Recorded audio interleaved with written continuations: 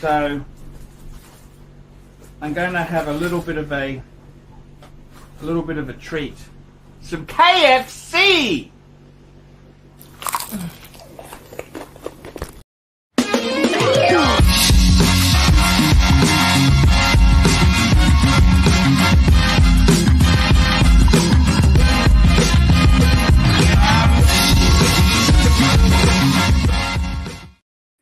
Yo, yo, yo, early stream folks. This is the Archieluxury live stream. I am the narrative. This is Patel Philippe.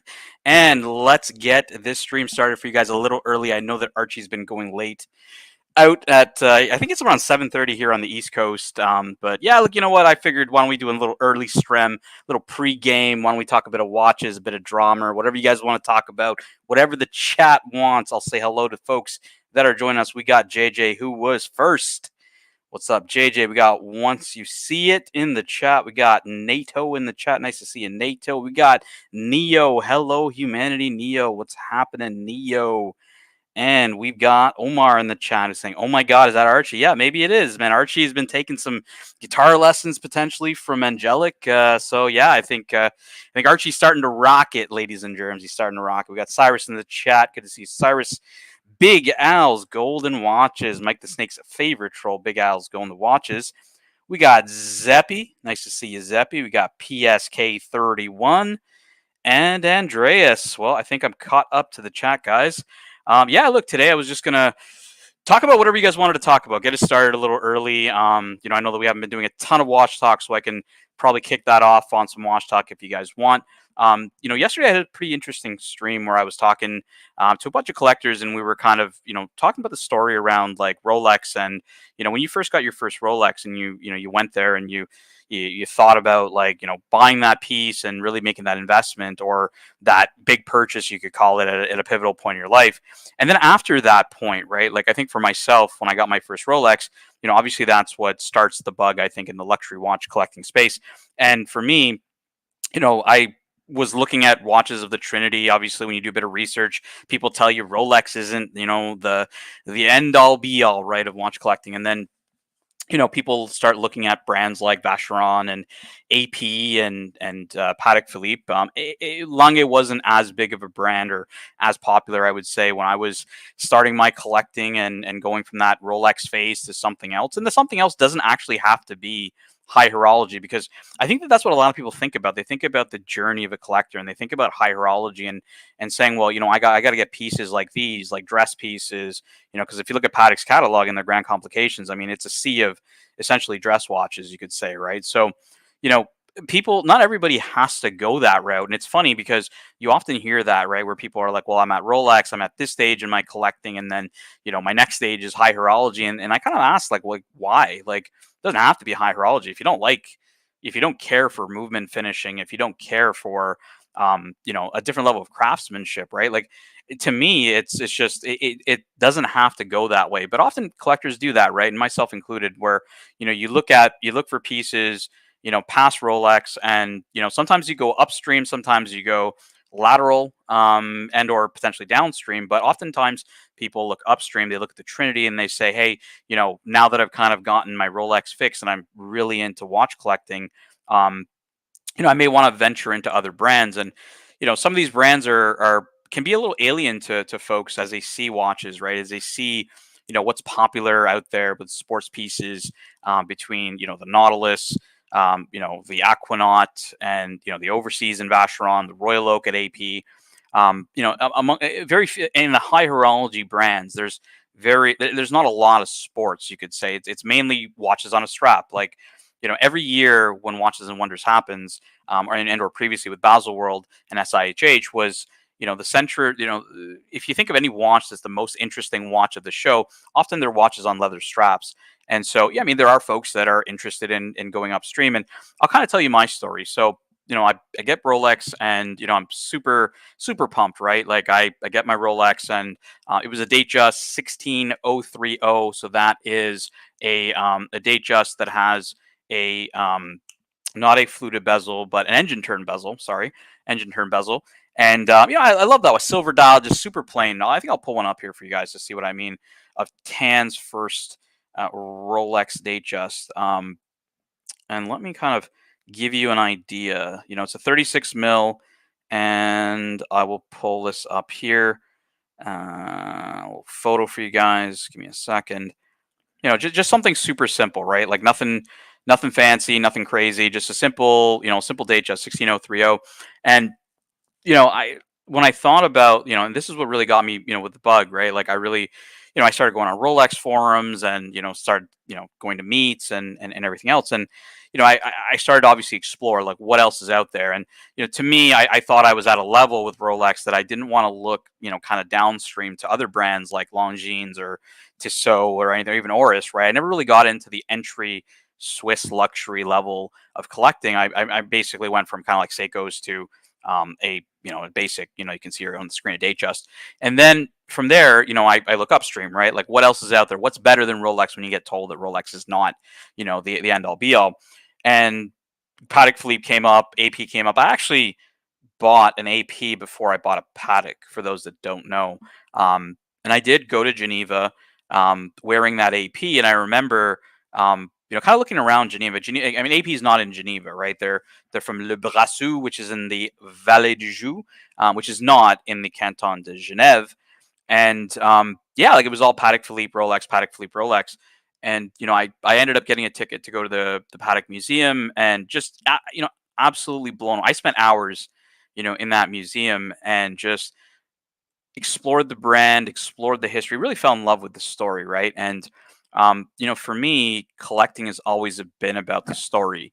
It's why I got into collecting. I had a family member that was big into it, influenced me, and whatnot. And it's always been kind of the stories that go into these watches that made it super interesting to me. So as I researched brands, Patek obviously came up with a rich history, Vacheron rich history, AP rich history, and I really kind of bought into that, right? And when people talk about, hey, like going from this to potentially something like this, like a 5226. I mean, it's a definite step in in a different direction, and not always the right direction, right? You don't have to go upstream. You don't have to go beyond Rolex if you don't want to. Not most people probably don't care about movement finishing. It's just like when you buy a car, not everybody is gonna really nerd out on the engine. Even if you buy like a supercar, right, like a Ferrari or a Lambo, like most owners, or a lot of owners, don't give a shit. Like they know it's a V12 or a V8, but are they really going to care about the mechanics? No. But like when you're buying high end, high horology type pieces, you really need to understand what you're paying for.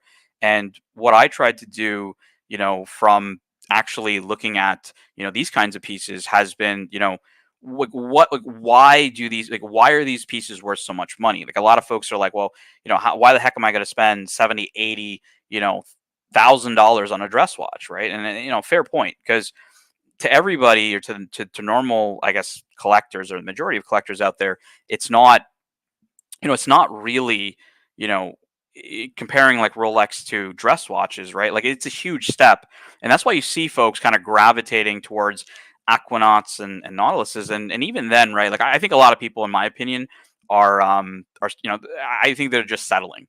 I don't think they truly like the Nautilus. I don't think they truly like the Aquanaut.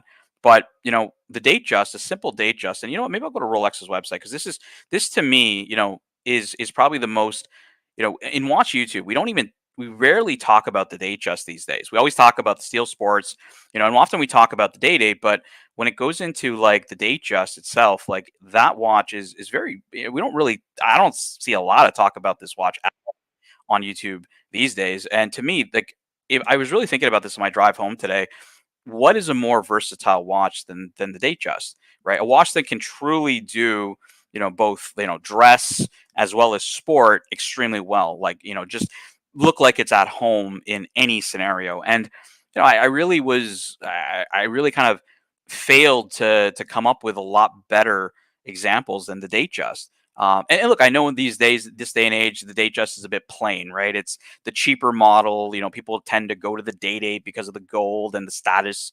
And if they're in steel, they're going to go Steel Sports, right? And that's where I think the Datejust kind of, in today's modern day of collecting, has been forgotten a bit. And this this lineup is obviously, for most people know, is one of the most versatile lineups that Rolex makes. From a dial variation to different types of bezels, different types of bracelets, like and if you look at this watch just on the screen here that I have, this beautiful Datejust green dial, like to me, you know, if you're looking at a situation of trying to get something that extremely versatile, like I really fail to find another watch out there that has the total package that this has from a brand perspective, from value retention perspective, from its versatility perspective. I mean, it really has the full package. And when often people ask me like, well, what Rolex to get and which watch to get, I always ask them kind of the question that, and I know they'll never get the answer to this, or they'll never really know the answer when I ask it. But they really ask them like, what are you seeking to get out of it? Are you seeking to become a collector, or is this just kind of like a one and done? You just want to buy one watch and that's all you want, right? If it's one watch and all you want, oftentimes, I do tell people to simply just get a Datejust, because it really will fit any type of scenario for most people out there. Whereas a sub, yes, a sub can definitely gravitate into the dress space. I mean, we've seen people wear dress subs with tuxedos. Can it do it? Absolutely. Is it at home? Would you say it's more at home than the Datejust? I don't think so. I don't think it's more at home in the dress section as a Datejust. And realistically, the Datejust was originally created as a sports watch. It was not necessarily created originally as a dress watch. It was created as a sports watch. And so, you know, on an oyster bracelet, you can definitely, see sporty vibes on the Datejust. And really it's a watch that you can create to make, to fit your needs. I'd say it's really one of those few watches that you have enough variety in the lineup to really fit your needs. You can't do that with the Calatrava lineup with Patek Philippe, right? Like you go to Patek Philippe, you go to the Calatrava lineup. I mean, how are you going to play sports in most of these watches, right? Even though these new 6007s, look sporty, they have more of a sporty aesthetic. Realistically, this is a calfskin strap, and these watches are gold. Like they're not going to be great watches for versatility. And people say, well, hey Tan, you don't need to go to the Calatrava. That's a dress lineup. You go for a Nautilus, and I also disagree. That the Nautilus is a versatile watch in and of itself either, because looking at the 5811, arguably one of the most hyped watches out there, is it a great watch for sports? No, it's not. Actually, it's a very thin watch. I would not trust myself playing sports with this. I would not trust myself in the pool with this. If I knocked it, you don't know what's going to happen to the water resistance. Like, you know, and can this watch be worn as a dress watch? Absolutely, it can. Would it be as versatile as a Datejust? I don't think so.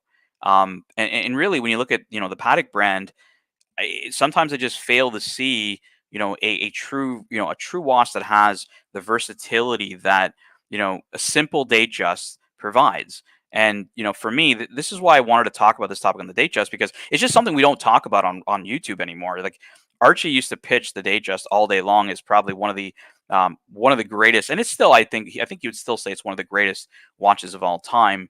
Um, but it's just really a watch that honestly, and maybe I'll go configure one. Like I'm stop messing around here on this part of the page, and want to like go configure my watch. So let's go configure ourselves a Datejust. And from a versatility perspective, as I described, it's just a watch that and again, like I said, I know in today's day and age, a lot of people overlook the Datejust, right? Think of kind of where we are with this lineup, because in Rolex, I mean, the Datejusts aren't as popular. People are gravitating towards OPs at the low end. They're gravitating towards steel sports, when it comes to steel pieces. And then in their precious metals, they just go straight to, like date eights and even, sports in gold. So the Datejust these days, I think, is often getting overlooked. And I think I think it's wrongly deserved. I think the Datejust it has every recipe for, to be a successful piece in anybody's collection. And as we can see here, whether I'm picking like, steel on this watch, and we can go change the bezel, and whether we want a smooth bezel, do we want a fluted bezel? Doesn't seem like they do the old engine turn bezel anymore, like was on my first watch. But when you see this, you got just a good amount of versatility. Let's go with fluted. Let's go classic here. And you got fluted now on an oyster as opposed to a Jubilee, for example. And then dial wise, right? Like you've got all these different, dial variations that exist. Like you can literally make a watch or configure a watch that you're gonna love. Whatever shade that you like of of the dial, or type of configuration where you like stick indices, or you prefer Roman numerals like here, Roman numerals again, diamond indices. Like you've really got a whole plethora of options with the Datejust, mother of pearl dial with diamonds. And look, obviously I'm showing the 36, and I'll show the 41 in a second here. But again, like I think it's a lineup that really has, it really has been kind of, I think, forgotten, especially with the popularity of the OP. I think the OPs are probably the Datejusts. Like I would say that's where I would see a lot of cannibalization in terms of like buyers who traditionally probably would have gravitated to a Datejust, and many do, right? Like if you guys ever watched like Rolex's advertising on any sports events, whether that's tennis or Formula One. I mean, the fluted bezel is Rolex. It really is iconic for Rolex. And yeah, Nark, you're not coming on if I'm doing watch talk, buddy. Um, the Roman the fluted bezel is it's a recognizable symbol for Rolex in that, like, you're gonna have, people recognize that, from 10 feet away. And that's why I always tell people, if you're just gonna buy like a one and done Rolex, like buy a Datejust, because number one, it's gonna be recognizable. Number two, it's going to be, versatile. Like, and three, like, all the other good things we get from Rolex, value retention, all that jazz. Like, really, if this is a one and done, like, there's no other one and done that I ever really recommend for people than a Datejust. If you're going to be a collector, I tell people, if you already have the bug or you're already into collecting, I'd probably steer people towards a Submariner as their first choice, because you're going into the collecting space. People will definitely want to. People like to share their collections, and I in today's day and age, I think walking in without Steel Sports, can become a minefield. People get told a lot of things like, "Hey, if your first watch was a Datejust," and people see it and they say, "Wow, you should have. Why didn't you get a sub, or why didn't you get this and that?"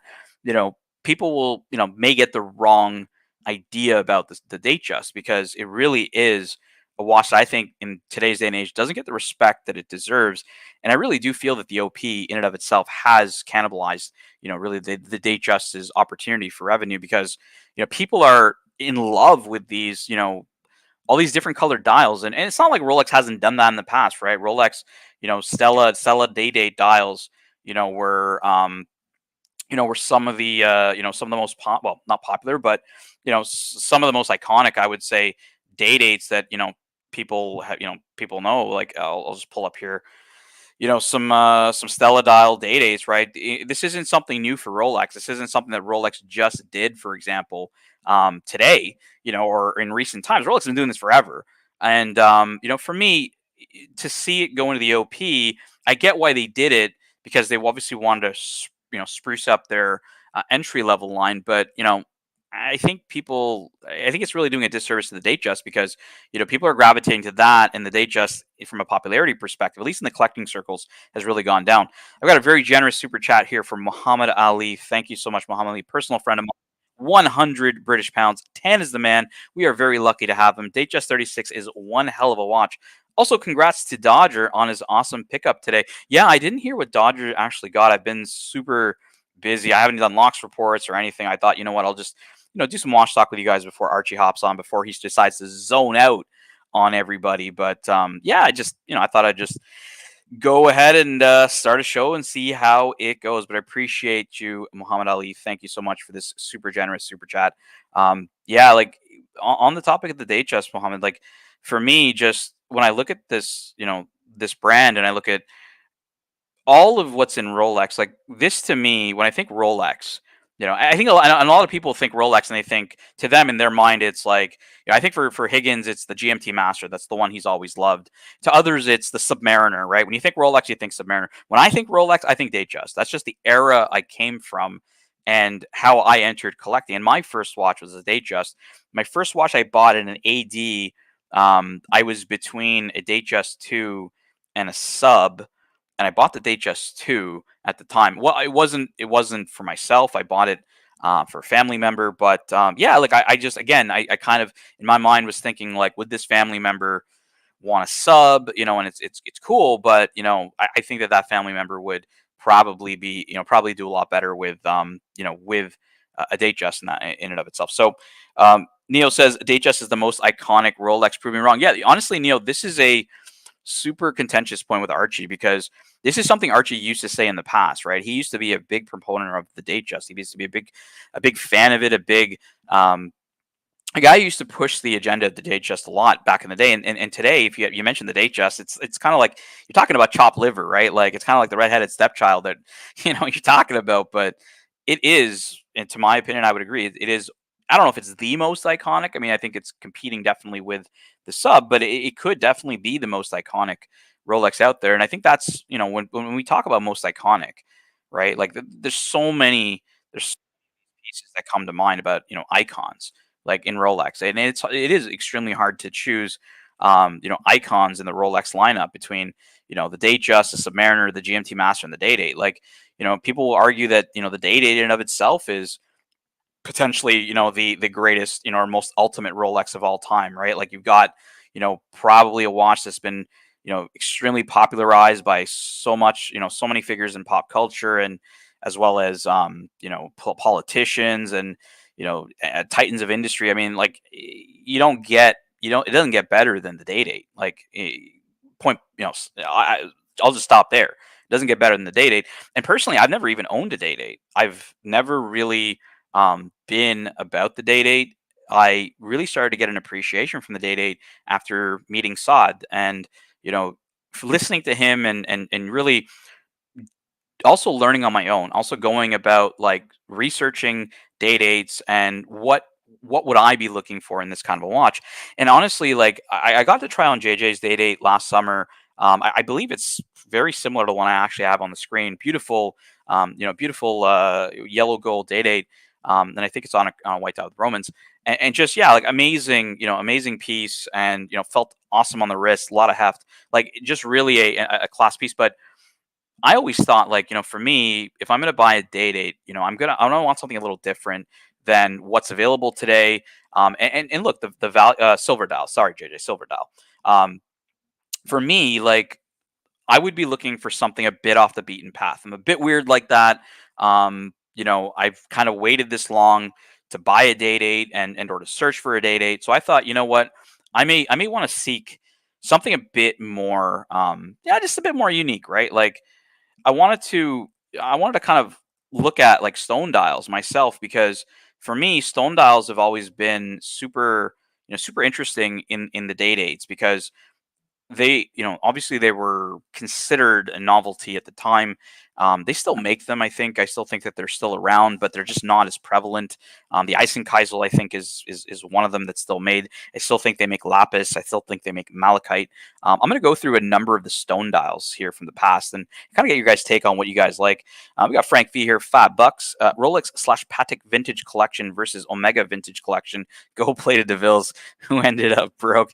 Yeah, you know, it's funny because everybody's got that family, the family member that it, like, gifts you, or you get an inheritance, and it's always like some form of like Omega from the past, and not anything ever really any good. It's one of those Seamaster dress watches and stuff like that. So yeah, for me, it's definitely Frank V. I would definitely say that if you got a Rolex or Patek Vintage Collection, the Omega one is just not going to hold up. But everybody's got that family member that will give pass their Omegas down the line.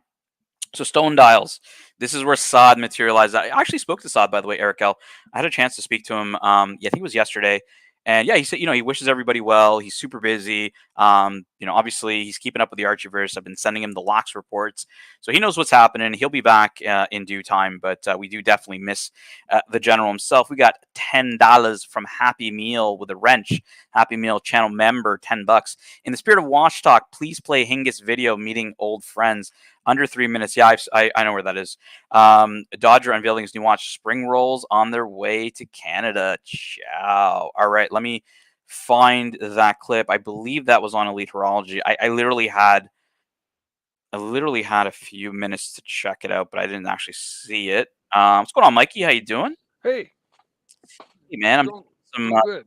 I'm doing some watch talk, and Curly and other folks I think may be joining us a little later. But I'm going to park bench it with you here, Mikey. We're going to do some watch talk, but Happy Meal did send in a super chat asking to see Higgins meeting with Dodger and Dodger's watch unveiling. So I do have a video from the Elite Horology channel. This actually happened today. I didn't actually get a chance to see this in full, so I'll play it for you guys, and then we will chat about what happened. So, Mikey, it's about 3-minute video, so you just settle in, and then let's see how she goes. It's all good. All right, I'll push play here right now. Hello, hello. This is Jonathan Quell Higgins, third, live from Berlin. I'm just meeting up with old friends, and I would like to share our mutual dinner with you guys. So we have here Leberkäse, which is translated to be meatloaf, which is not really correct. We have alcohol-free beer because Dodger and I have to drive a little bit later. And we have Mrs. Dodger having a breakfast plate from the Alps. So the occasion where we are meeting is something very important, very big. Dodger got a new watch. Dodger, do you want to show your watch to us? Yeah. Is there an unboxing or just show? Unboxing with Man, Higgins is so dry, man. Like, can this guy like not have some excitement on this? Like, if I was sitting there across from the Dodge, like Mikey, I'd be so excited. I'd be like, "Fuck, show me that watch, Dodger." Like, he's so dry, this guy, man. I don't know. It's just all right. And CB says the Germans are so famous for good cuisine. All right. I was thinking that. I wasn't going to say that, but I was thinking that they're yeah. All right, let's keep going here. Arabian hat. So 1, 2, 3. Here we go. That is Dodger's new watch. Ooh. Go close. We have 3 viewers, Dodger. So new record numbers. All right, Mikey. Let's stop here, Mike. What's your review, Mike? We got Oyster Flex, a Daytoner. Gold Daytoner. Gold Daytoner. What a beautiful Holy watch. moly. Mike, tell Dodger what you think. You have the floor. Man, in the Rolex world, that's within the reasonable world of Rolex, that's the Rolex of all Rolexes. Now we all know that they go beyond that with diamonds and pave and off catalog stuff that Saad would is the expert on as far as knowledge and stuff and that stuff goes. But this is kind of like the top dog, Yeah, man. Like, I mean, Dodger's the only other watch I know that Dodger has. I don't really know too much about his collection. Is the steel Pepsi. And look, I think at least even these two together, like steel those Pepsi, two together. Yeah, it's just what more do you need, right? Like Mike, a steel sports watch that can literally like one of the most versatile watches as well from the steel sports lineup on a Jubilee, in my opinion, is the to me a one and done that I would personally want in my collection. Just if I was to just say I want one Rolex, would be the Pepsi on a Jubilee in steel. But yeah, I mean that plus this, Dodge is going to be. You got Rolex covered. You got Rolex covered right there. You can move on to other brands. Yeah, I mean NATO says heavy hitter. JJ's. I don't know if he's talking about this dial, but he says he does like the dial. We got Happy Meal says Peekaboo Daytoner, and Pavel says JJ has the better dial. But yeah, look, I mean for me, super. This is really really good for for me to see with Dodger because I'm really really happy for them to get this piece because he travels a lot, Mike. Like he enjoys his time. He enjoys seeing people and vacations and stuff. So obviously on an Oyster Flex is just going to be amazing for just going to the beach and hanging up. But then also can dress it up a bit. He's wearing a sweater here and it looks really nice. And then you get the heft of the gold, Mike. And I think this is where one thing for me, Mike, too, is something I've appreciated as I matured in collecting was my appreciation for gold watches. When I first started collecting, everybody was like steel sports, steel watches, steel's the king, and it's still today. But I got a huge appreciation for gold watches now, and actually the last couple of pieces I bought were like that. So, what about you, Mike? Like, have you ever gotten bit by the gold bug, or were you like, were you still kind of just gravitating towards steel? Well, gold has primarily been kind of out of my price ability. So I haven't put as much energy or thought to it. I love white gold, especially just because it's kind of low key. But yeah, man. I mean, when I see a yellow gold day date, like Yep. I mean, that's just as baller as it gets, so, I definitely appreciate it. And I think, for me, I don't wear many clothes, or I have nice clothes that would really that yellow gold would complement that much. Um, but yeah, no, I mean, I definitely appreciate gold. You can't not appreciate it, right? Um, Absolutely. We got $10 yeah, here from Jake Brooks. Gold Daytona love. Like, a lot of love pouring in here for Dodger. I really hope he's in the chat, or, he's watching this on the replay. But huge congrats from both myself and Mike the Snake on this awesome watch. Mike, let's finish this video, and let's you and I park bench a bit on some watch talk. So we've got about sure. a minute and a bit to go, but Happy Meal did pay for it, so let's rock and roll. Okay. Rolex and ham and Yeah. gravy. Rolex Pikachu new model. You can see the gold ring around the bezel, which is really beautiful. The AD was setting the bracelet because Dodger is a fat fuck, so he had to have a larger strap. And there it is. So that is the reason why we met in Berlin, other than just having a good meeting with some old friends. And I would say this is what watch collecting is all about. Enjoying new watches.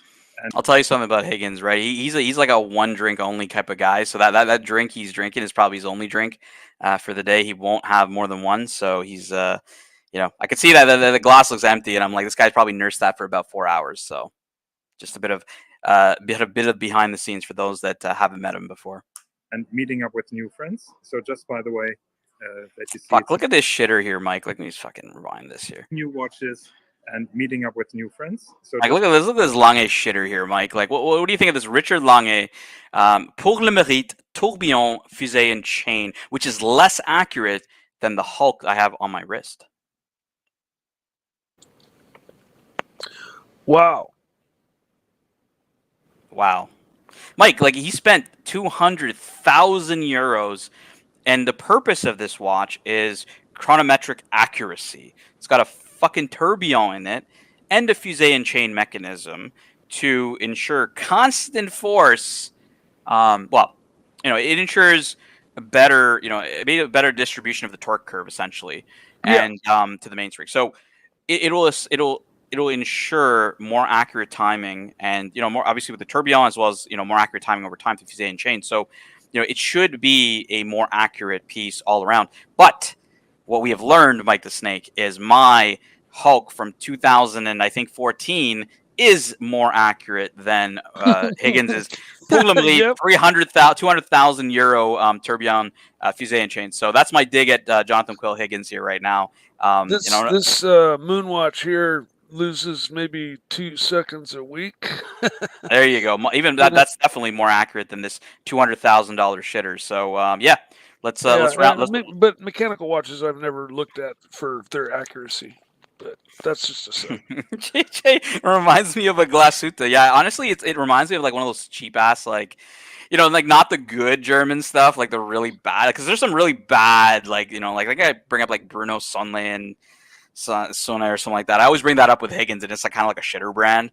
But yeah, look, it's definitely not for everybody. I know he loves it. It's actually it's a pretty big watch. Like, it's not a small timepiece by any means. But yeah, look, if you're seeking chronometric accuracy, like I don't know. Like, I don't see the value for money here, Higgins. Like, you need to tell me. Get a quartz. Get a quartz. Get a quartz. Yeah, get a quartz for a heck of a lot cheaper. That's for sure.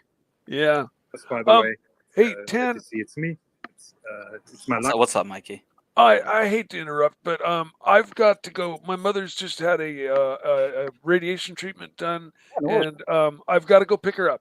And No worries. I so appreciate I'm you gonna hopping go on. do that, and I will be back as soon as I can, and I'll jump back on. All right, Mikey. Appreciate it. We'll see you in a bit. I'm sorry I had to jump off so early. Hey, man, I appreciate you hopping on. That's Yeah, awesome. I was hoping it wasn't going to happen this quick. But... No worries. No worries. I got it. All right. I got topics. So I'll finish up this video, and then Roger, we'll do you go on. think we will go to Lange a little bit later to check out the new models. Now that you're a VIP Daytona owner, maybe the next one will be Lange then. Ja, dat is veel Lange now, yeah. Yeah.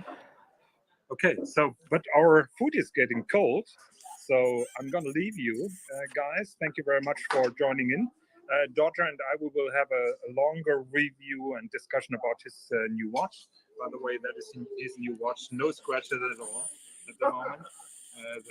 The AD just removed the sticker. Yeah, by the way, Jonathan's like that, right? He'll show up to like a watch meet with a loop, and then he will proceed to show you every imperfection. You know, it's like when I take my car to a detailer, right? Like you go to any new detailer and they always show you like the imperfections of your, oh, you know, like there's a little clear coat scratch here and this and that. It's never like, it's never the end of the world, right? And it's probably something you'd never looked at, but Higgins is that guy, right? He'll show up with a loop and be like, oh, you know, this looks off, and it's just his bad eyesight, and he doesn't even know that it's just a speck of dust or something.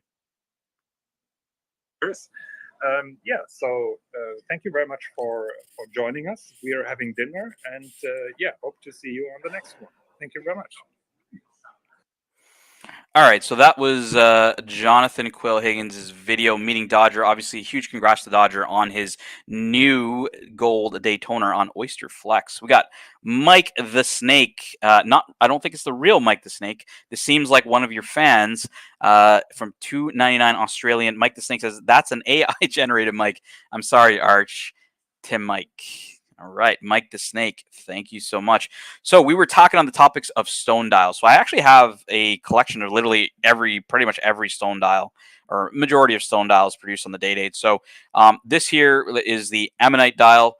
Yeah, I don't really dig the texture on this one. You got Aventurine. So, you know, Rolex themselves, Aventurine dial in the 18238. Pretty cool. You know, Aventurine's a very popular. You know, it's really popular for dials these days. You know, a lot of manufacturers make it. You know, I love Aventurine in the AP Code 1159s. I like Aventurine in the Lange Saxonias. Like, you know, Aventurine's a cool. You know, it's definitely cool for dials. You know, and Rolex did make Aventurine. This is the 18238. Azurite. So this seems like it's the ladies or Cellini ladies watch. Azurite. We got Bloodstone. So Bloodstone is a very popular stone. It is, you know, it's got a green with a bit of an orange tinge. And when Saad and I talk about Bloodstone dials, what you're actually looking for in Bloodstone is that red and green mix. You can find Bloodstone dials that are they're just very green and they don't have a bit of red in them, and they're actually less desirable. So if you are looking for a Bloodstone dial, you kind of want something that has a bit of red in it. This actually has a lot of red in it, so you know, it's a bit much. And this is also the important point of these. You know, when you talk about meteorite dials and these stone dials, you know, the way the dial looks, you know, because these are all going to be different. They're all going to be quote unquote unique to a sense because they're all going to be a little different. What's going on, Marcelo? You want to talk some watches with me? Of course, of course. You guys can hear me? Yeah, you're good, man. You're good. Good, good. Yeah, wow, this is the green dial. Yeah, like I was saying, like, you know, in Marcelo, you own a Meteorite GMT Pepsi, right? Like, people will Yes. turn down Meteorite Pepsis at the AD just because of the dial, just because the Meteorite isn't as perfect, or, you know, it doesn't look as nice as they want it to, you know. And they're all going to be unique. They're all going to be different, right? So it's a big challenge for Rolex to produce something that's, you know, because not all of these come out like perfect. And we've seen that in the Meteorites. I don't know. I've heard your Meteorite is actually one of the better ones, but I've heard people that turn down Meteorites. I don't know. Have you heard that? Like, other people turning down Meteorites just because of inconsistencies on the dial? No, because I think you know, if you Rolex and you put a meteorite dial in a white gold watch like this, I guess you would pick the best stones you have. You wouldn't pick just a leftover just to do a dial with, I guess. Yeah, no, it's just there's people, you know, and not all, you know, not all the dials appeal to everybody, right? Like, Mm. people will look at, you know, and I've heard of this because I think I'm trying to remember who did this, because there was somebody I knew who did this, who literally turned it down just because it was not, even though, yeah, you're right. Like, you don't turn down a Meteorite Pepsi at retail, but, you know, some people do, because they're very particular. They're not going to spend Uh, inordinate amount of money on stuff that they don't like, right? Like, they're just never going to keep it. We got a $2 super chat from Mr. GMT, who says Higgins' new watch is a beautiful shitter. I agree, GMT. I think that's a perfectly well worded super chat. His watch is a beautiful shitter. no, Okay, but so you know, Ten. Another thing is that You know, even if you have a meteor dial that came up to be shit, I'm going to tell you, even with me, I would have to take it because if not, bye bye. Forget about getting another piece. You know, Yeah, I you agree. get burned, kind of. You Yeah, know? look, it's different strokes for different folks. Do I think I would turn down a meteorite Pepsi at retail if even if I didn't like the dial? No, I probably wouldn't. 'Cause I probably wouldn't give a shit, right? Because I honestly probably wouldn't be staring at the dial all the time, and really care about other things besides the dial, Yeah, but that itself. would, But that would I wouldn't break. turn it down. I wouldn't turn it down. I'm not as swayed by I'm not as OCD, I guess you would say, when it comes to that stuff. This is a coral dial, date 8, beautiful coral dial. I love coral dials. I think these are spectacular. There's different colors of coral. Here it's an orangey pinkish coral. This is a blue coral over here on a date just. You have a pink coral here on a date just. You have yellowish green coral on this date 8. Date just. Um, and then now moving to, so this is Coral. This is going to finish up Coral. So as you guys can see, Coral was available not only in the Date 8, but also in the Date Just. And this kind of talks about when I talked about versatility at the start of the show and the Date Just kind of being, the king that I think everyone forgot. Yeah.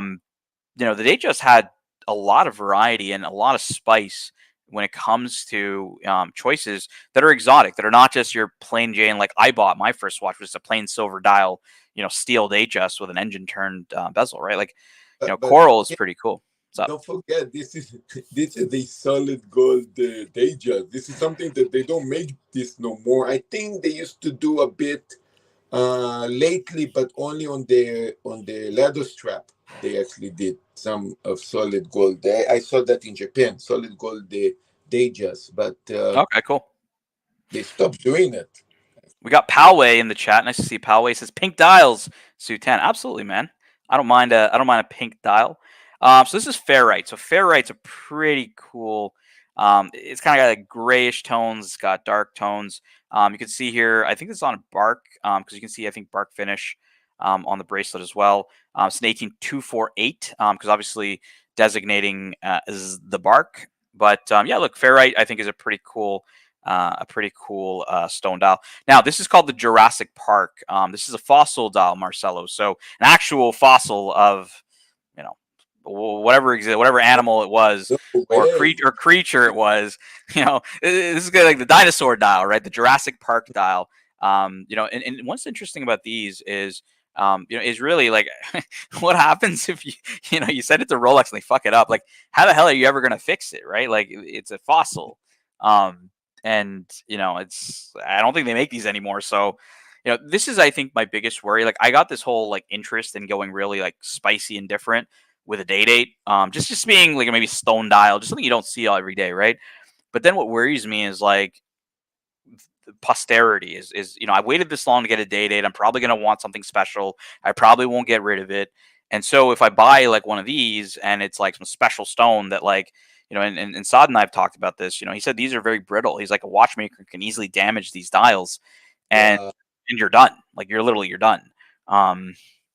Would you ever buy a fossil dial, like a dinosaur dial, date 8 there, Marcelo? This look cool as hell. I mean, they did back in that time. They also had even a wood dial. Yeah, would always kind of scared me a bit because if you look at it like vintage Rolex, right? Like you see all the you see a lot of the oxidation that happens, the Yeah. patina and everything else. I mean, obviously that's moisture getting in, right? Like, moisture and wood don't get along very well either. So yeah, that's definitely something that would scare me. I think if I were looking at a date 8 and something I'd use often enough, right? Don't like this garnet dial. It's not really my thing. This is a marble dial. I think they still, or in more recent times, have made a marble dial, but not really for me. Kind of looks like I don't know, a kitchen floor or something. Like, What why the hell do you want that on your watch? I think the Onyx is a kind of a marble, right? I mean, what they have now. No, Or Onyx is Onyx. Well, you're thinking Eisenkeisel, right? yeah, yeah, Eisenkeisel. yeah, yeah. Eisenkeisel.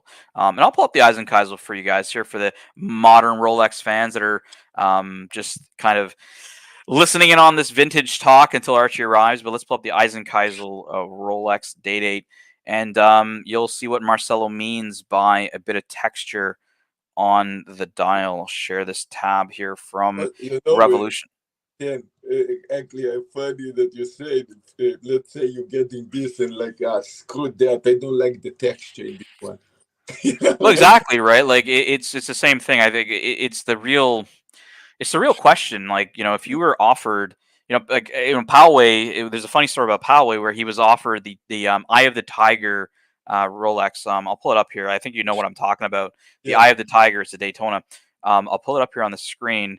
And Poway allegedly was offered this at his authorized dealer, and naturally turned it down because it wasn't his style. Poway said it wasn't his style. Marcelo, do you turn down? Do you turn down this watch if your AD called you up and said, "Hey, look, we've got an Eye of the Tiger Daytona ready for you, sir." Poway was, you know, look, um, look, Ken, would to you be turn this down, Marcelo? Because Poway turned it down, but most people would say, I mean, you can make money on this watch. You wouldn't turn it down.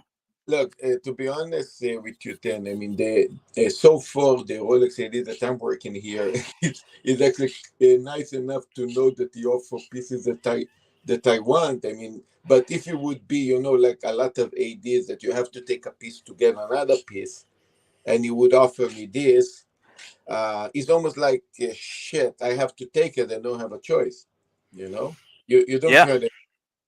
Yeah, I agree, man. Like, but obviously this is not cheap at retail, right? It's Yeah, probably 100 grand. Who knows, right? It's probably over. Like, it is very expensive at retail. So obviously, Poway may not have wanted to pull up that much capital to resell this watch, but was offered this piece and did not take it. Marcelo, back to my stone dials. We've got green jade here. In a day date with diamonds. We've got lavender jade here in a day date with diamonds. We've got jadeite. I don't know what jadeite is, or jade here on this day chest. We got someone else joining. yeah. This is a nice blue. I like. What's up, Dwayne? What's going on, Dwayne? Hello, what's up, my fellow boxing fans? What's going on? Yeah, wow, we have quite a weekend ahead of us. How Don't about we? that? How about that? We definitely And do. we, of course, the big fight is on this Saturday, the 4th of May's Canelo versus Munguia. But No, Dwayne. See, the biggest fight is happening on the weekend of June 15th, and that is at Time London. I heard that Marcelo Time will be doing an exhibition sparring match with Alex Foti. And I mean, we'll get into that a little later, Marcelo. I want to do some watch talk before Archie gets here. You can go absolutely, you can go buck wild when Archie gets here on drama and watch talk to get him out of that dribble. I wanted to get a bit of this out of our system here for the watch fans. So back to, we got green jasper here on an 18038, so that's a single quick set. Day date, pretty cool. Not really my favorite shade of green. Rose jasper. We've got malachite. So malachite is currently made, Marcel. I think there is a current malachite Yeah. Rolex. Malachite's really cool, right? You got tones of black, you got tones of white, you got green, like a really, really nice layout, I think, and can be a spectacular day date. But I have a question. Look, I understand that these stone dials are super exotic, and too bad that Rolex don't make this no more, or at least this kind of variety no more in the Mm. modern watches. But don't you think that you required maybe a watch, a vintage watch like this, actually put you a little bit into trouble because again, maintenance in the movement probably could. No, I wouldn't say maintenance. Uh, I mean, Marcelo, these watches. I mean, like, it's not like Rolexes are rare, right? Like, they're yeah, mass produced. Like, the movement is not the problem, right? Like, if you have a good, I mean, look, I have an independent watchmaker that used to work at RSC. yeah, Who can service these no problem, right? He can get parts, he can service these no problem. It's the dial, right? It's the dial that yeah, I always worry about is, like you said, if there's wood or if there's some kind of moisture that can get into a wood dial, yeah, it could cause a problem. yeah. Or if somebody damages these dials, some of these dials are very brittle, that could be a problem, right? So No, that with is the what I dial. worry about the most. Yeah, it's the dial. Like, and really what this is about, for me is the day date, it just like the date just can be, spiced up with the dial. And I'm looking for something exotic, Marcelo. That's what I'm kind of looking for. Yeah. No, because even today, for example, if I go fix my Meteor Dial GMT in actually they still have it on catalog. It means they still have some meteorite stones in stock in case they screw it up. They can probably change it. Well, exactly, right? Exactly. So this is a meteorite dial Daytona Yeah. on the screen. Very cool. And let us we got mother of pearl. Obviously, mother of pearl is not really uncommon today's day and age. They still make mother of pearl dials. This is an obsidian dial. Obsidian, if you think about obsidian dials, I think I don't know if this is a really nice looking obsidian dial. Let's see if we can No. find an obsidian dial date that actually looks better than this. I don't know. Let me try to find one that looks better, because obsidian dial, there's something about obsidian somebody told me the other day, and I just totally forgot. But obsidian is like, I'm gonna share this tab, and if you look up obsidian dials, right, like you got all kinds of like random, like is this, is this something you really want to buy, right? Like, I don't know. Obsidian can be, I think, when it's, yeah, it looks burnt. Uh, um, yeah, look, I don't know. I don't know. I'm not even gonna try to defend Obsidian, Marcel. I tried, but I don't think I'm gonna. Could I ask a question? Do Yeah, you yeah. believe, let's say, in this kind of stone energy? Let's say you're getting a stone, it brings you some energy or something. No. It's not about that. To me, it's not about stone energy or anything like that. For me, it's just I want something a bit different, right? I like to be a little bit off the beaten path. You go to a watch meet, or you're hanging out with watch guys, which I'm always around people that like watches, and it's different when somebody walks in with a stone dial date 8 as opposed to your run of the mill date 840 that everybody's, even if it's like an olive dial or whatever. You may see a few of those. You're not going to see a lot of folks walking around with it's kind of a fucking obsidian dial, right? Like, this is a conversation starter. Not this watch, but some of these other ones that I'm going to show you guys could be good conversation starters. So that's obsidian. Now we got onyx. Onyx is very famous. An interesting about onyx is there are, and Saad's told this story before, but there are some onyx ones that actually are T Swiss T onyx styles. T Swiss T. Let me look this up. Onyx style T Swiss T, no loom. Is this kind of very, very crazy black, huh? Yeah, it's a very deep black, Yeah. deep shade of black stone. Let me try to find you an onyx style. Okay, so here's an example of an onyx style date 8, and what you're going to notice here, Marcelo, on this, and this is something Saad pointed out to me. And I told you guys, this is why, what I really get out of YouTube and what I really get out of these streams is just learning something new every day. If I can hop on Archie's and learn something, or see a watch that I haven't seen before, and I actually do have a watch that I haven't seen before. I was actually saving it for Archie, but I may show it to you guys beforehand. But you can see here on the screen, this is something I didn't know before. If you look here, you can see T Swiss T. I'm blowing it up. I don't know if it's coming out too visibly. Yeah. It's decent on the screen. T Swiss T. What does that mean? That means, tritium. It means, it indicates it's a tritium dial. But if you look at this dial, I mean, there's no tritium, there's no loom on it. So why is it a T Swiss T dial, right? Like, these were manufactured. They're a bit rare, I guess you could say, but they are sought after because of that. They're kind of an error, right? There's no loom on this to be a T Swiss T dial. There's no tritium. However, they still labeled it as T Swiss T. So that is an onyx dial, and Marcelo described it as a very, very deep black shade. Very cool. Actually, one of the watches I am considering, because honestly, Marcelo, now I do think Rolex still makes onyx. They still have a date 8, I believe, in onyx. But yeah, I think onyx is like this. This is class. This is clean. Like, what do you think, Marcelo?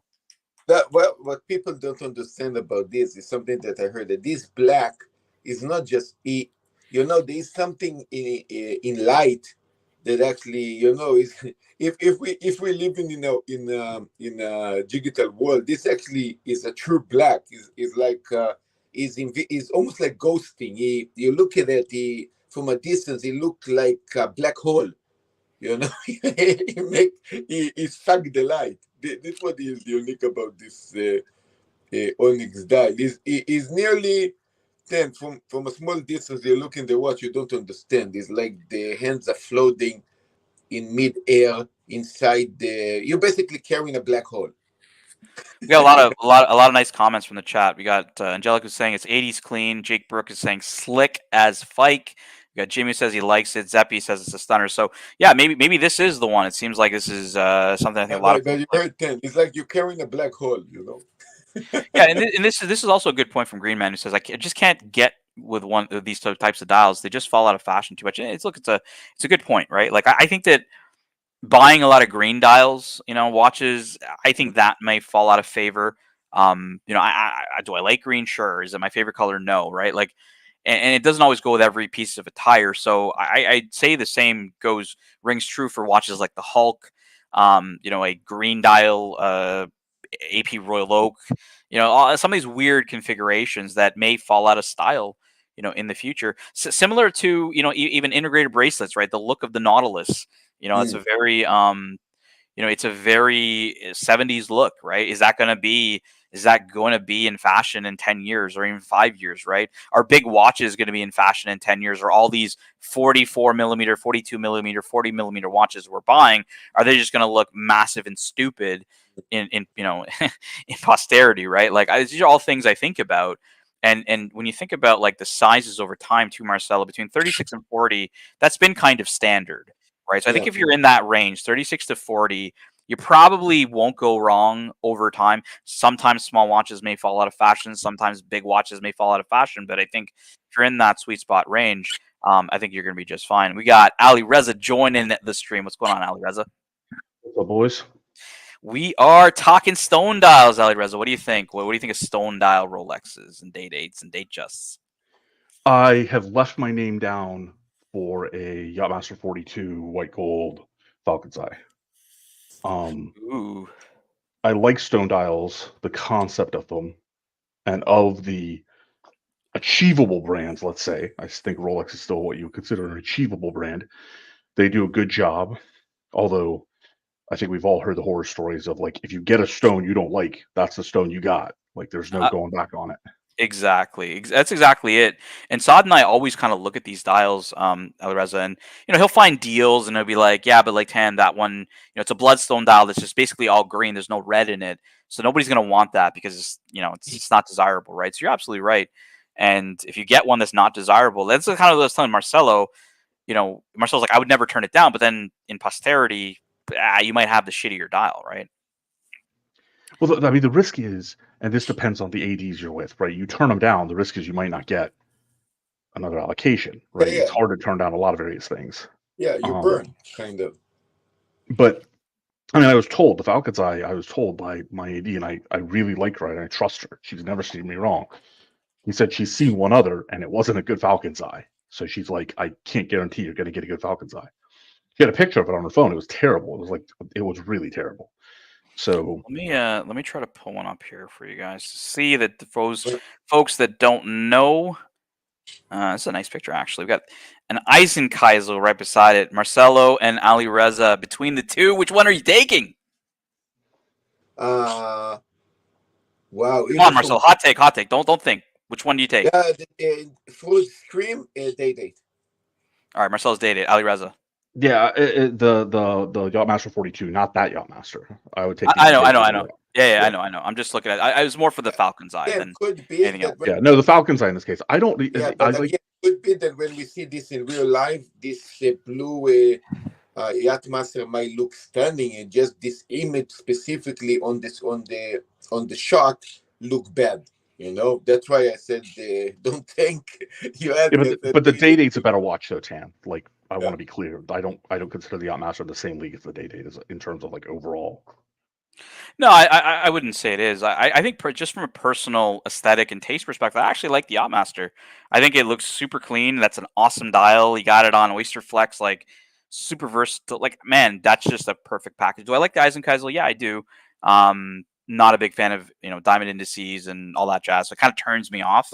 Beautiful watch, but I'd still go with Falcon's Eye. But you know what? Maybe with time it would build on me. For sure, you can call it ugly, but you definitely can call it unique. I always can put this as a conversation piece, like, hey, this is a unique stone.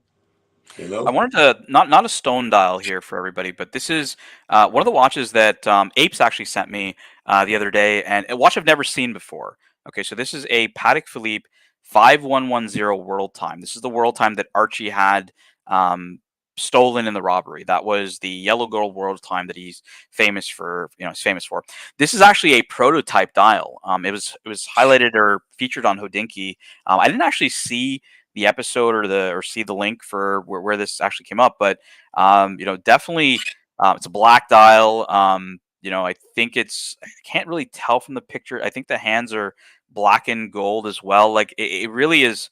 And I don't know if that's black and gold. That's just the light, but yeah, like really, really different. So for me, AliReza, like I like finding stuff that's out there that just is really, really rare, or just stuff that we don't see every single day. Where we talk about the same old dribble, right? Like let's go to Rolex's website and let's go configure a date just. And even I was doing that earlier, but I like to kind of go into weird, So, obscure things. so then in Patek, a prototype dial would be less work on the dial just because it's prototype, or they still going to make a nice finish on it? No, It depends entirely on what they're trying to Mm. achieve. Like there's some prototypes that are already kind of abandoned almost at the outset, right? Mm. So they never quite finish them, and there's other ones that they're just prototypes. They're trying to get an idea of the design language. Like it just varies wildly. Yeah, like I was gonna say that when Higgins went to Bishop Recepi's manufacturer, he was taking photos of the I think it was a Chronomètre Contemporain, like the first edition AliReza, and it was the prototype. It was the like the 000 number or whatever. And he sends me the picture, and then he apologizes. And apologies for the finishing. It's a prototype, right? Meaning that the Geneva, the stripes weren't as as crisp, and it was a bit rough looking.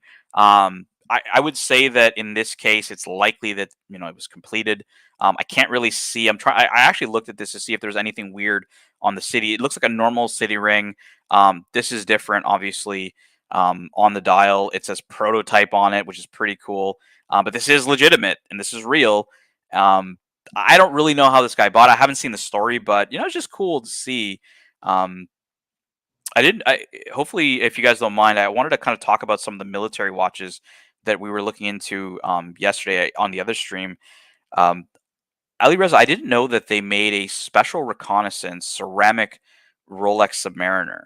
Then it's almost like buying a Da Vinci hand sketchings, before you actually do the painting.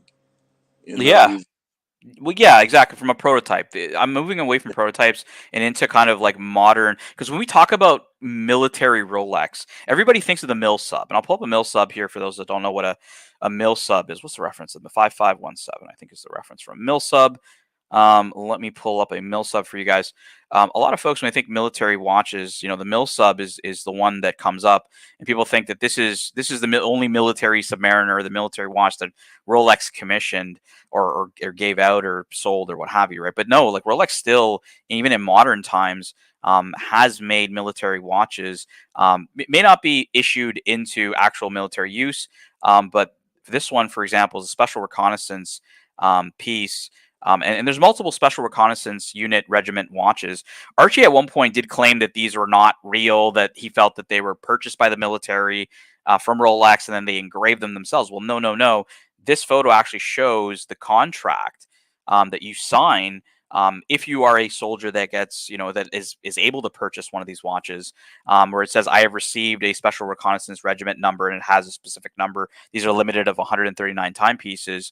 And also they actually have to sign a contract that states that they're not going to sell it over a certain period of time. So the Submariner has, there is a Submariner. Actually, BQ has it. I found this on BQ the other day, so I'll just pull it up. This is the special reconnaissance Submariner. So this is a modern Submariner. It's a 40 mil sub, ceramic. It looks pretty normal. It looks pretty normal when you kind of look at the surface of it. Like it's not, it's nothing crazy. It's not in the back they have a exactly. Then you have Did the. they say anything about the sapphire coating?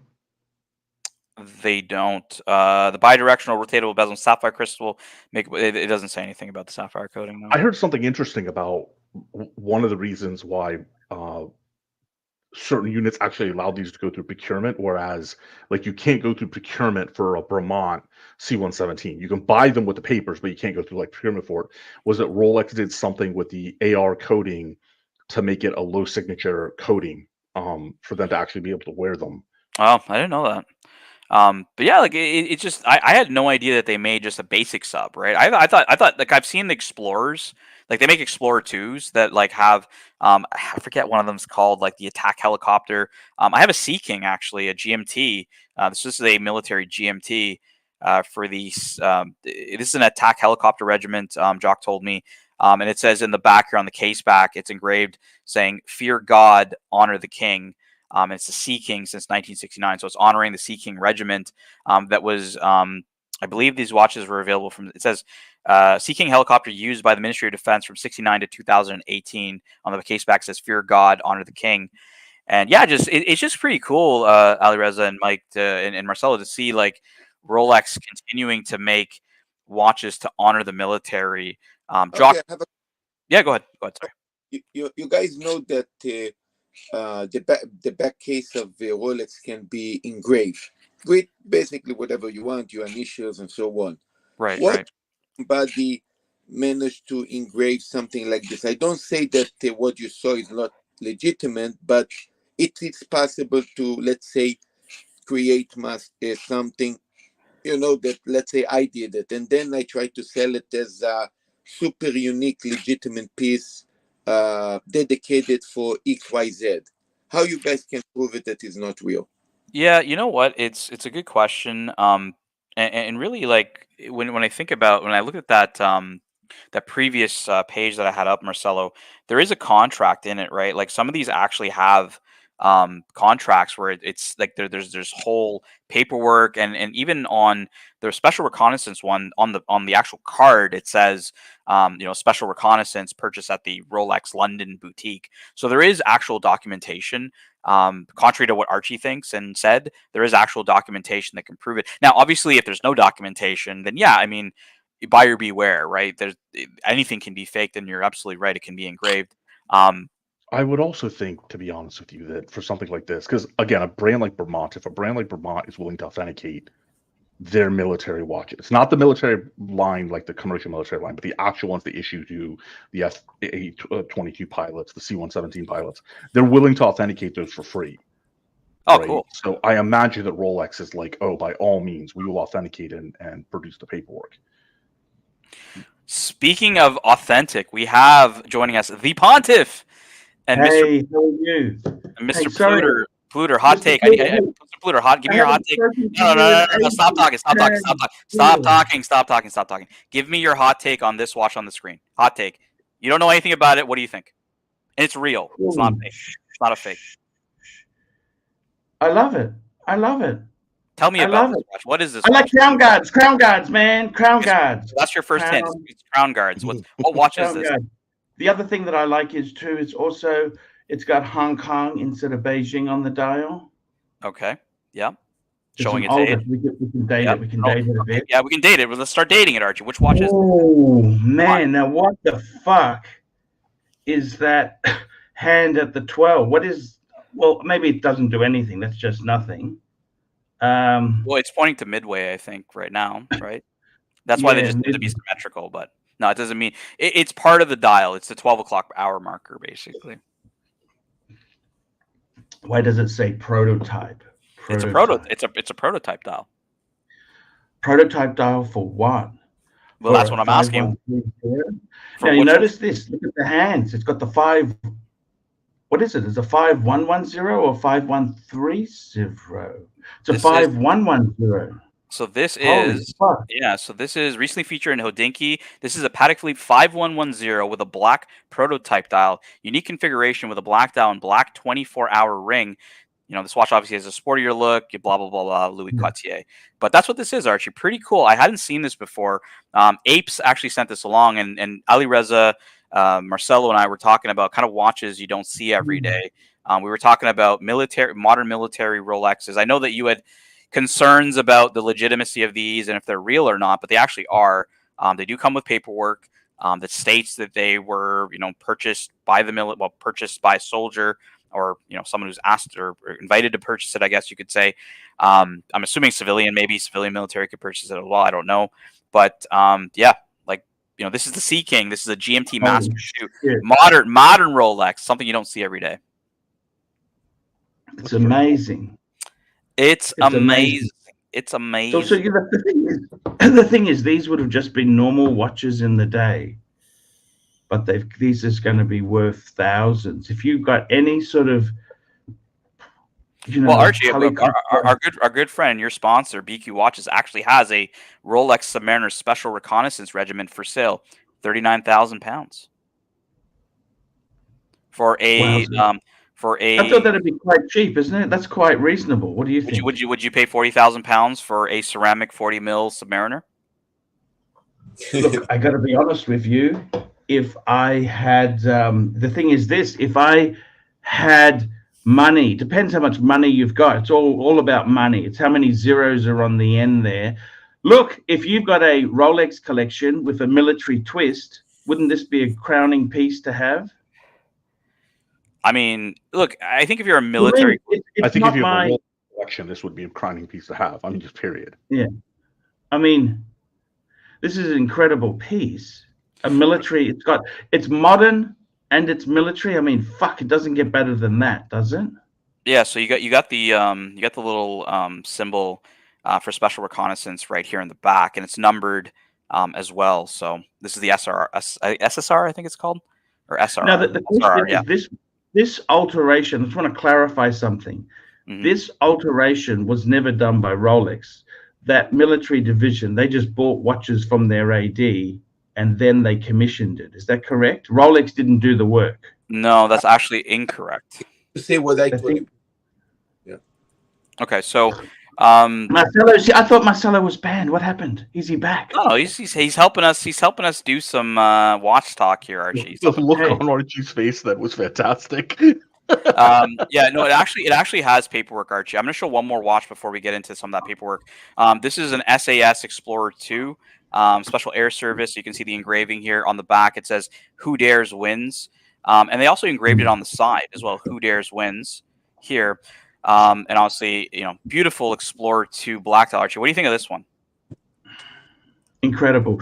I had a prototype Rolex. Really? I didn't know that. Which watch did you have?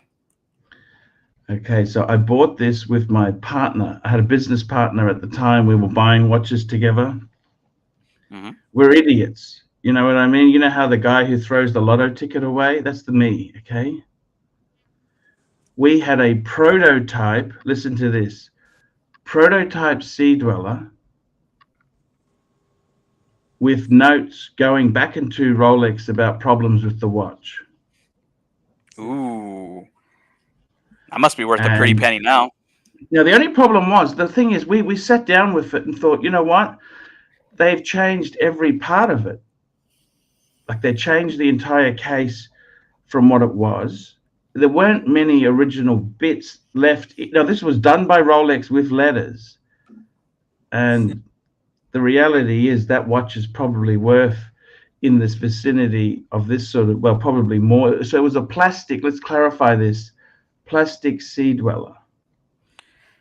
Plastic Sea Dweller. So Archie, I have on the screen here the actual certificate the soldiers or the buyers had to sign. So you can see here on the card, the name is Rolex London. So it's the Rolex Salon London, and then Special Reconnaissance Regiment. So it's actually done by Rolex. Like, these are not like done after the fact. These are labeled. And actually, and by the way, this is from Jake Ehrlich wrote an article on this on Rolex Magazine. But in Jake Ehrlich's article, he describes that the soldiers or the buyers were told or had to sign off on an agreement not to sell the watch within a certain period of time. So yeah, like it was very legitimate. And Spencer does have one for sale, like I showed earlier, for £39,000. So pretty cool. You know what's sad, Bud, is why would somebody sell one? Don't you think that's sad?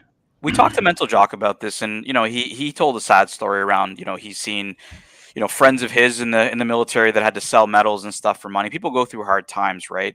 But what Mental Jock So, did, what he did say to Archie is these watches are not given as gifts. They're not like handed out as military issue and you use them to buy and to barter. No, these watches you had to purchase. Like you have to buy these watches. I don't know how much they cost. I don't know if they were given a discount or whatever. But the it's still soldiers expensive. had to buy these watches. Yeah, then they're definitely expensive. So They're not on huge money, are they? Really? well, that's what Jock said. He said, "Look, we don't make a ton of money in the military." So we kind of, SD43 was around and Magpie, former military members in the UK, and I kind of asked them, I'm like, maybe this was for maybe officers were buying these I higher didn't rank. realize Magpie's ex-military. Is he? I think he is. I think he's a veteran. Yeah, I think Magpie is. Fuck, I've been a bit of a cunt to Also, him. I mean, the range of military salaries, enlisted and officers, for better or worse, and the benefit structure wildly varies. And even back then, like in the time frame we're talking about 2007 here, a lot of the people while they were enlisted were still allowed to do side contract work. So there were certain people who had much more lucrative, let's say, total compensation packages than others.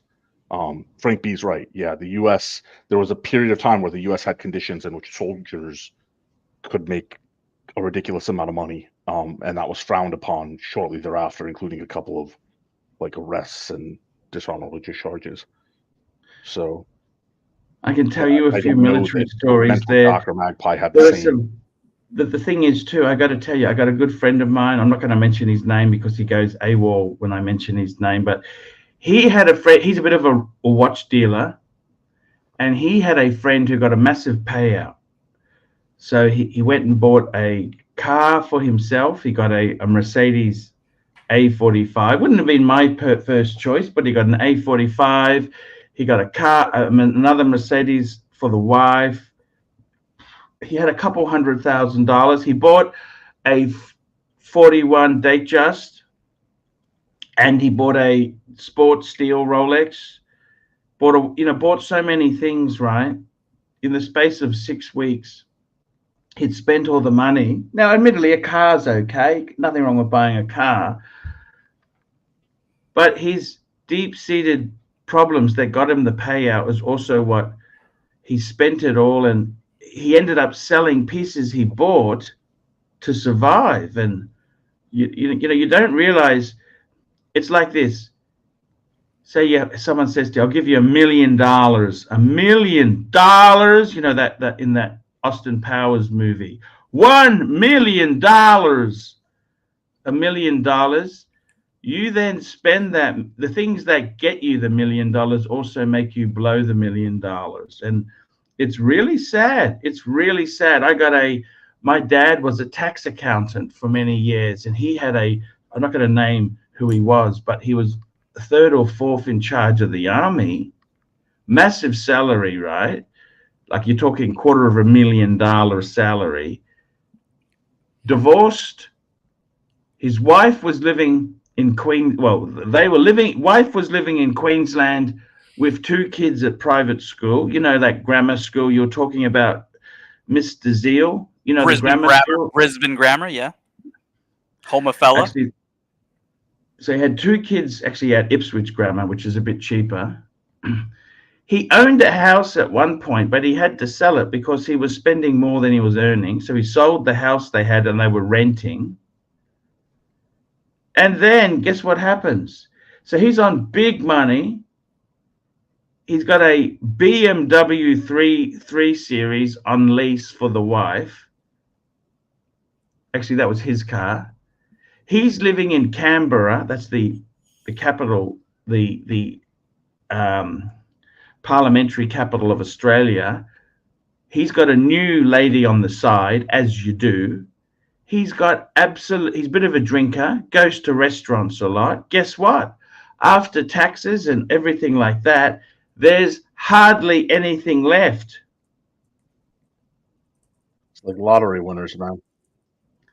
And Ali Reza, I got to tell you, man, there's people out there, it's just very easy to spend money, All right, let's stop talking about dribble. Let's start talking about Let's get back into we get back in the pillar. I'm trying to finish the first pillar here for you. So we've got on the screen the Patek Philippe only watch for 2024, Archie. I know you've seen this before. This is a Flinke dial, which is a guilloche dial with enamel on top. This is a Grand Sonnerie. Archie, let's play. You know how complicated it is to make hold that- on, Archie. I don't get to talk to you very often. I only got 10 minutes left. Let's play Pontiff or Altar Boy. Okay, so what the game Pontiff or Altar Boy is, I ask Archie a trivia question, and if he gets it wrong, he gets demoted from the Pontiff and he becomes the Altar Boy. All right, so we're going to ask a very, very simple trivia question for you here. What is the difference between a minute repeater and this watch, which is a Grand Sonnerie? What is the difference between a minute repeater and a Grand Sonnerie? On a Grand Sonnerie, can't you turn it off to silent mode? There you go. Boom, boom, boom. Archie's got it right. He remains the Pontiff. So that is the correct answer. A minute repeater is actually actuated by the user, whereas a Sonnerie, whether grand or petite, continues to chime at its intervals. And until you silence it, as Archie said, or you mute it. You're going to see that obviously on this, but that was really, really good. So obviously this is a Grand Sonnerie. It has a diamond indice dial. And what's really cool is this movement is extremely highly finished. Obviously, good look at the dial. Guilloche with enamel on top, just amazing. Archie, you can see here at the bottom. Man. It's so hard to do that shit. Look at this, Archie. The email at the bottom telling us it's an enamel dial. Here's the movement. Okay, so super cool. And what's different here is you know the conversation around, like, and I'll blow this up here for you guys to see what I mean. You always hear the conversation around, like, oh, all these independents, like, they do all the greatest finishing out there, and the Trinity doesn't do it anymore, and who buys the Trinity and stuff like that. And there's a lot of merit to that argument. But the Trinity, however, the Trinity does actually finish their watches to a standard that's very equal to, you know, the Reshepis and, you know, the other, you know, really bespoke, independent, high-end watchmakers. And what to look for, you know, compared to a standard Patek movement is the anglage and the inward or internal angles. So typically you won't see internal angles like this, which is really deep anglage that can only be done by hand. You can't do this by machine. You don't get these deep inward angles on a standard, for example, 240 movement with Patek. Now, you do see these specifically on these, you know, you'll see it on a Philippe Dufour, you'll see it on a Reshepi, these high-end independents. But Patek, they're no slouch, Archie. They can pull out their watchmaking skills and their finishing skills to combat with the best of them. So yeah, I'm super impressed with the way Patek's actually finished this watch. Not a big fan of chiming watches. I like minute repeaters, but the Sonneries I don't care for. But like, Archie, what do you think of this? The finishing on this watch, is it impeccable, or are you disappointed, Archie? It's beyond impeccable. This is so. The unfortunate thing is the price of this thing is just beyond normal man, isn't it? Normal men. It's an incredible watch. You know, like any minute repeater with Patek, you're looking at $500,000 plus, aren't you, these days? You know, I see, I understand. $5. Thanks, Patel, for advice over the weekend. Art, your thoughts on a 2025 Camry XLE hybrid versus Tesla Model 3 for daily commute, 80 miles round trip. Let me tell you, I'm not a big fan of EVs. I think they're the Antichrist. I think the amount of minerals and resources needed to make these things is criminal. However, you want to go down that trip, let me tell you this. Camry, build quality is so much better. The other thing is, too, on a financial perspective, you're going to get, the big problem with these EVs is charging ports. Where are you going to plug the bastard in? Now, you get the Camry, it's a hybrid. So you don't have to plug the bastard in anywhere. Basically, that Camry there in 5 years' time is going to be worth your percentage of retained value. The Camry is cheaper than the Tesla to start with. And when it comes to resale time, you're going to get a higher percentage of retained value. Let's face it, Camry's the way to go, man. That's why they're used as taxis all over that's the new Mercedes W123. The Camry is the new Mercedes W123. Go for it, without a doubt. It's a no-brainer. It's a no-brainer. What do you think? What advice? I actually gave him the same advice, but Yeah. I told him, I said, it depends on where like his commute is. Like if it's a long haul commute and depending where he lives, then yeah, maybe get the Camry. But look, if it's short trips, you may want the Tesla. He likes the power and all the, he's definitely digging the Tesla, but yeah, practicality wise, Tesla sucks. Tesla sucks. By the way, I just want to say one thing to you. I was thinking of you when I was in Dubai. I went to look at supercars. Yep. There are not that many in Dubai. Like there's dealers, you see them on the road and parked in shopping centers, but they're not as common as I thought they would be. I thought they would be everywhere. I thought it'd be like Mo's Vlogs. Everywhere is a Ferrari or a Lambo. I got to tell you something, Tan the man. I did the calculations on the prices. They're fucking expensive. In fact, even BMW in Dubai is fucking expensive. Exotic. Have you been to Dubai? I haven't been to Dubai yet, actually. I do want to visit Dubai. Yeah. We do have one more super chat here from JBI. DX, $5. Let's go back to the steel Patek chiming watch for only watch so Arch can tell us what he thinks of the cost, Archie. Look, Only Watch is that charity. They put things together. I got to be honest with you. They're saying 20 million francs, aren't they? That's right. Yeah, it's incredible. Would you buy it if you had the money? Well, I suppose the problem is if I had 20 million and that's all you had, I couldn't possibly buy it. If you'd have to have 100 million or 200 million, and then you spend 10% on the watch. Yeah, that's exactly it. For that money, there'd be other watches I'd be looking for. A really cool concept. I like it. I think the finishing on this is amazing. There was actually a collector in our community, Russell996, who Higgins actually showed that he got the minute repeater, same kind of dial, Flinke dial, from last year's. I don't think it's a rare handicrafts. I think it's actually a model that's currently available. Let me see if I can find it for you, Archie. The one that Russell has. Super cool. I knew CB was looking at it. He was considering getting one. This is the piece here, Archie. I'm going to share the tab here for you. Russell996 got this watch, and Higgins showed it's a minute repeater, Flinke dial. Just a super cool watch. And it's got all these different straps. You can get an orange strap, and it just looks really, really, really slick. So you got Breguet numerals, you got Breguet hands, you got enamel with guilloche dial. Like, fuck, you can't minute repeater. You can't get more ultimate than that, I think, with Patek Philippe. Some of these minute repeaters have been very small in size. That's the only negative thing you could point out them. Here we go. Archieluxury complains about size, right? Like, let's see what that looks like. So the size on this piece. Did you see my interview I had with Watch Report? Yeah, with Watch Reporter. I was talking to Watch Reporter, and I said to him, like, he actually swapped his 5396R for his 3940, and I said I wouldn't have done the swap. I think it depends on his wrist size, right? Like, if he has got a smaller wrist, that 36 in a perpetual calendar, I think would be fine.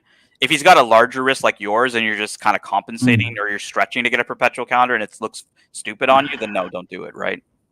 I got to be honest with you. I saw your perpetual. That's my dream watch. Well, it's a 40 mils, so it's going to fit like a larger watch. How many Pateks do you have now? What the fuck do you have, man? 4. I still have the 5196. Yeah, I still have the 5196. I haven't got rid of them. Actually, it's funny because Mike the Mistake, a friend of mine who I've met up with, has been asking. He's like, "Can you bring out the 5196?" Which is a watch I don't wear that often, Archie, because it's so thin, and I'm always worried about just dinging that watch because it's such a thin watch, and the gold it's gold, right? So, I actually got a dip here in a minute. I wanted to just go through the super chats. Actually, I apologize. I didn't want to interrupt you, but I do have to drop. All right, Alvarez, I appreciate you hopping on. Alvarez, thank you, man, for coming on. You saved the show, man. I did. Alvarez is always he's always you're a hero. You're a hero, Ali. Let's just go through the super chats before you got here, Archie, so that people can get some recognition. So I'll pull them up. You can read them, and then I will let you control the show. Here we go. We got Muhammad Ali, 99, 100 pounds. That is a super chat of super chats. Muhammad Ali. Thank you. That's not just a super chat. That's a super chat. We got Frank V. Absolute love Frank. Happy Meals. We love Happy Meals. We got Jake Brooks. He's the guy who paid for the Chinese. You were there, Tan. You remember the Chinese with I couldn't even. Bear? I couldn't even get into those dishes because you two were just like, I don't know. You guys were maniacs at that dinner. We got Mike the Snake here. Mike the Snake. We had, thank you, Mike the Snake. We've got Mr. GMT. Thank you so much, Mr. GMT. All right, you're all caught up now. You're all caught up. Okay, yeah. But yeah, no, I got to run, guys, because I wasn't actually anticipating to go this long. But yeah, I'll be watching. We did the first pillar, Archie. Marcelo's here. So you can do another pillar if you want, but I'll see you guys next time. Hey, thank you so much. Thank you so much. They got Tan the Man. What a hero of the show there. What an absolute hero there. And we've got Marcelo on here with us. How are you, Marcelo? Well, surviving. I'm good. I'm here. Yeah, I heard about your stuff up. Jesus Christ, you got to be careful, man. Yeah, you I need to be this guy. You know, we really got to be careful, man. I just want to say a big hello to all our fans out there. Yeah, we've got to make sure you got to be careful there. But that's okay. You're back in the fold there. Tell me this: you're boxing. You got to box Alex? Really? You really want to box Alex? He will kill you, man. You know, it came. I think it came very similar to when it was the suggestion with you, because you know, if you remember, I didn't say I want to box you. It was a suggestion, and then I said, okay, I am into it. You know, so here came. You've secretly been training, haven't you? Yeah, I did already 2 sessions, and today I decided not to go because I also need to clean dishes, and also my hands are sore because you need to buy a kind of not gloves. It's a kind of a. Now tell us this: what are you taking to London? You taking the Le Mans? Unfortunately, not, because it's too much risky, man. It's too much crazy. You know, I mean. Yeah, no worries there. We've got T-Dubs joining us. Hey, T-Dubs, how are you going? The comms. What do you reckon, Arch? What do you reckon of that, Arch? Is that good, Arch? Is that good? Is that good? I tell you what, it's a fantastic show. We had Tan the Man talking Paddocks. And the Polo, mate. The new Polo. Yes, Polo. He's in Monaco. Have you seen the interview? Time and Tide. Interviews Polo man. Piaget. Here's Piaget. You know, I never really been a big fan of Piaget. You a fan of the Polos, mate, back in the 80s. The Polos, mate. Oh, man, they were solid gold. Chunky monkey. No, they weren't chunky. They weren't chunky. Beautiful piece. An Arch, this Omega. This one I'm thinking. This grape dyed Omega. What do you think? Yes. It's beautiful. How you been, Arch? What are you doing, Arch? Hey, I've been pretty good, man. How have you been, man? What's going on with you? Tell us what's happening with you there, T-Dubs. Not a lot, mate. Not a lot. Not a lot? No. Not a lot. Are you ready? Are you ready? I'll tell you this now. It's really good to hear. We're going to get that Gold Coast office set up soon. You're going to be streaming 24/7, I think. What do you reckon? 24/7? Jesus. Yeah. Arch, you have a super chat? We got a super chat. Thank you so much there. We got a super chat from Patel Philippe. Patel Philippe, $5. Name me 3 watches more versatile than a Datejust. Ask the question, are those watches more at home on the beach and in the boardroom than a Datejust? What would I say is more versatile than a Datejust? No, you can't get any more versatile than a Datejust, mate. The Datejust is probably one of the most versatile pieces. Steel Oyster Perpetual with that's no date. So I would say maybe an Explorer 1, an Air King. So there's 3: Oyster Perpetual, Air King, and Explorer 1. That's exactly that's 3. But the Datejust is pretty versatile. In fact, when I was at KBR, they were given as 30-year gifts, 30 years of service. You got a two-tone Datejust, two-tone Datejust. But They were giving them out. But Were they giving them out? Well, Why didn't you you got to get have one, Art? 30. I Why didn't you wasn't there get that long, and as a contractor, you're in and off contracts. It's got to be 30 or 35 years. I think it's 35 years of continual service. Continual. They weren't around for that long, were they? But- Yeah, they but- weren't around for KBR's been 35 years. around. KBR's been around since the Vietnam War. They've been around. Kellogg, they've been around since Good morning, Vietnam. Vietnam. I got to tell you, some interesting watches. I've been wearing the JJ LeCoultre, the jumbo. This has been the hockey puck, the gold hockey puck. The weather's been very hot in Shenzhen. Right? Is a heavy gold. Solid piece, right? solid gold piece. Yes, solid gold piece. Big, and it's also a diver. So I've actually been wearing. Too big, Arch? Don't you But I find it see- too big? Too big? It's part of its charm. I need Archie, something big. Yes, sir. it would be nice to because it looked like a junky piece of gold there on the head. I would wonder if you would weigh this, how much it would be. Probably like We've got to have some drama here. You know, the pillows. We've got to talk about these pillows there. You know, I want to ask you, Marcelo. What? I've been very disappointed that you stabbed me in the back continually. Why What do did you do that? JB go off his what did he go off his cruet at me for last night, Marcelo? Looking What the fuck is his problem? Oh, you probably, but JB's a No. great guy. But Marcelo, I wanted to ask you, why did you speak so badly? I've seen you on your stream. You know, I tell you, loyalty is something you have to earn. See, you may not have been in the military, and I'm not a military man either, Marcelo, so I'm not having a go at you. But one thing is teamwork and leadership, right? Yeah. You know what, And I'm going to with tell you, what. Marcelo, you seem like a prostitute. Okay, Okay. if I give you He's money, a weasel, you'll do Archie. He's a anything. he's a weaseler. He's a weasel. He's a professional He's a weaseler. weasel. I got to be honest with you, Marcelo. I'm really disappointed with you as a man. Aren't you? Okay. Aren't you in awe of the weaselness, the weaseling? Yeah. I love the weaseling. The weaseling is great. I'm going to tell you what I think. I think because we didn't really met face to face correctly. Now we're going to be in the same house. I think we. But you constantly stab me in the back because you're trying to get your pathetic channel off the ground. It's dying, Marcelo. Archie, Nobody let's wants to watch you. okay, Archie. Let's see when we meet face to face. You know, we are in the same house. We probably drink Yeah, but together. I Let's don't go mind for- meeting you, but the thing is, you continually stab me if it gets you ratings. You're a Look, ratings whore.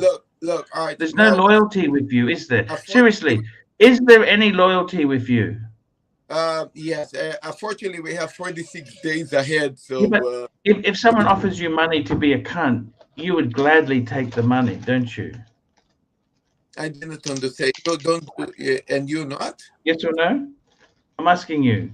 Well, you did. No, I like the way. How are you defending yourself by casting the stone at me? I'm not your role model for life. I'm not your role model. You know, I'm asking you. Why would you turn? Why would you turn against me when? Why would you? I'm asking you the question. Why would you turn against me when someone's given you money? You turn so vicious. Archie's this. I've seen your videos. You're a two-faced cunt, Marcelo. But did you do that the same to Jonathan? I'm asking you. You're a two-faced cunt. Yeah. So I like the way. You don't worry about other people. I'm asking about you. You are a two-faced cunt. Look, the truth is I don't understand the question, you know, and I cannot really understand. What I'm saying to you is okay, don't act dumb. You've got a $500,000 wristwatch, right? Yeah, but so let's talk. But what I'm asking you is how is it possible you come all friendly and I think, oh, hey, Marcelo's, you're okay, but man, I've seen your mouth. Your mouth on your channel is vile. You're like I a think toilet, Arch, Marcelo. I'm just going to play devil's advocate here for a minute. I'm going to play devil's advocate, Arch. I'm going to play devil's advocate. Marcelo is, I think Marcelo, he blows with the wind, mate. He's like, I got a lot of time for him and Mummy, but it's sort of like whatever way the wind's blowing, you know, whatever way the wind's blowing. Can I ask you something, Marcelo? Just tell me one thing. Is it Mummy's money? No, I came here to talk washes, you know. So no, but seriously, it's Mummy's money because let's face it, the restaurant's not doing well. Either the restaurant's doing well or it's doing garbage. You need Avant-Garde there. Archie needs Avant-Garde. You know Avant-Garde from Osaka? Oh, he's gone. So you've blown him off, mate. You've blown him away. You've blown him off. Who have I blown off? I didn't blow anyone off. He's left. Where's he gone? He's left. I wanted to ask him some questions. How come he's such a two-faced cunt? It's just the way he is, mate. You can't change a person. It's just the way he is. Yeah, it doesn't mean I have to like him and be best mates when he jumps on. No, I'm not saying you don't have to like him. I'm not saying you have to like anybody. You don't have to fucking like me if you don't want to like me. It's just the way he is. It's just his personality is like that. He's a two-faced cunt. He's a two. Let me he catch up. He wants to be friends with everybody, Arch. He wants to be friends with everybody. Patel Philippe, $5. Do you think the popularity of the OP, that's the Oyster Perpetual, that's the no date, you know, this is the brightly colored, the red, the yellow, the Tiffany, the date just has fallen out of flavor, or is it still? No, the date just is the goat. The goat. The date just is the goat. The goat. The date just is the other goat. Around heavy hitting. Look, the problem is this. When anything is so popular, it's going to fail. Flared trousers. When Richard Nixon wore flared trousers, the date just has been around since the 30s. That was it's from the third. The first date just was in the 30s. Just back the truck up, sunshine. Back up. So date just itself, it was what Rolex's big achievement was. The automatic. They released an automatic wristwatch. The date just didn't come out until the 50s. Okay, the date just itself did not come out until 50s. So originally it was basically an Oyster Perpetual. That was the watch. It was groundbreaking. Now I had a date just. What's that? So the date just itself. Dwight had a date just. Dwight Eisenhower. Yeah. So the date just itself. Let's clarify this. It came out in 1945, and it was the first automatic chronometer wristwatch, so high-grade movement to indicate a date in a window on the dial. Okay? Correct. Now, the thing is, the date just itself, has it fallen out of flavor? Look, the date just in the 70s, it could do no wrong. The problem with the date just is it was so everybody popular. wore them, mate. Everybody wore the date just, mate. Well, that's 70s, the one you wanted. Who wanted a heavy, oversized sports watch? Nobody wanted tour watches because the subs and that were a specific watch for that industry for that sort of operation, diving or military. The date just was the. You could go into the surf with the date just, go surfing, have a swim in the ocean, go home, I think the popularity, the date just is, look, the truth is the date just, I actually, you know something, I'll be honest with you, I fucking was in love with Buckley's date just. He's got a 41 mil blue azure dial, fluted bezel, white gold bezel, and Jubilee bracelet. Fuck, I could wear that fucking thing every fucking day. I would. If I wanted one, I'd got my original back there, champagne dial, batten indices. You get the two-tone? Batten hands, yeah, the two-tone, mate. Fluted bezel, 36 mil. That's what I want. You bought mate. That new, didn't you? Yes, mate. Hardy Brothers, Brisbane, in the Queen Street Mall. 5K cash. Did you know Hardy Brothers lost their agency? You know why? Why? What happened there? Okay, so I don't know if you know this. So Hardy Brothers itself, that's a jewelry store in Australia. Hardy Brothers is famous for making the Melbourne Cup. They had a royal warrant as a silversmith. They were silversmiths. Okay, so Hardy Brothers is like a really upmarket Australian jewel. It's like our Tiffany's. Hardy Brothers used to have the Rolex agency. They lost it because they did a lot of servicing and they wanted to keep the servicing themselves. They didn't want to give it back to Rolex, and that's why they lost the agency. And this happened. You know who used to own Hardy Brothers? Here's a bit of trivia for you. Yes, who? It was owned by Quintex, Christopher Skase. Ah, Scasey. Yes, Scasey. That's right. Scasey owned Hardy Brothers. Speaking right, of he did, Hardy too. Brothers, we've got the Narc. Hey. We'll wait for his microphone to warm up. Hey. We got the Narky Poo on. Let me say this, Tan. The Date Just is always, it's going to have a revival. But the reason it's had a bit of a fall from grace is that it is so fucking good. Date Just is a incredible watch. It's incredible. I love a Date Just.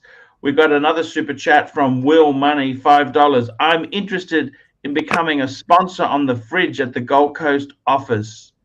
You know what, Will Money? We will organize it. I'm coming back. I am serious, T-Dubs. I need talent, okay? Can I say something, Arch? I just found a newfound appreciation for you. Do you know that? A What's newfound appreciation. I've realized after watching Tan drone on, right? Seriously, stick to 7 minutes, fucking Tan. Over 7 minutes, you're unbearable. I don't want fucking your best. I don't want engaged. I want unpreparedness, right? I want you to recycle old shit, right? I want you, Arch. Thank you. I realize I don't want you to do your best. I want you to come on, fly by your seat, right? Do your old shtick. Thank you, Ted, for make me realize I appreciate Arch. Hey. He droned on and on and on. He didn't want to stop. I went to the watch colony, for fuck's sake, to get away from it.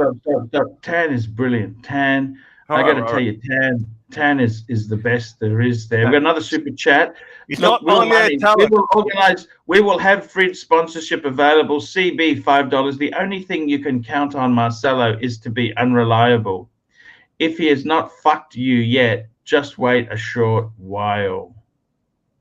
That sounds you notice like how he jumped off? Right. When I was trying to corner him, he just jumped off. Yeah, CB, that can apply to Arch too. This can apply to Arch. Change the whole thing. Hey, I don't need that. I don't need that shit swipe. I don't need the gaslighting from you, Narky Poo. Speaking of gaslighting, you are. That is your forte, gaslighting.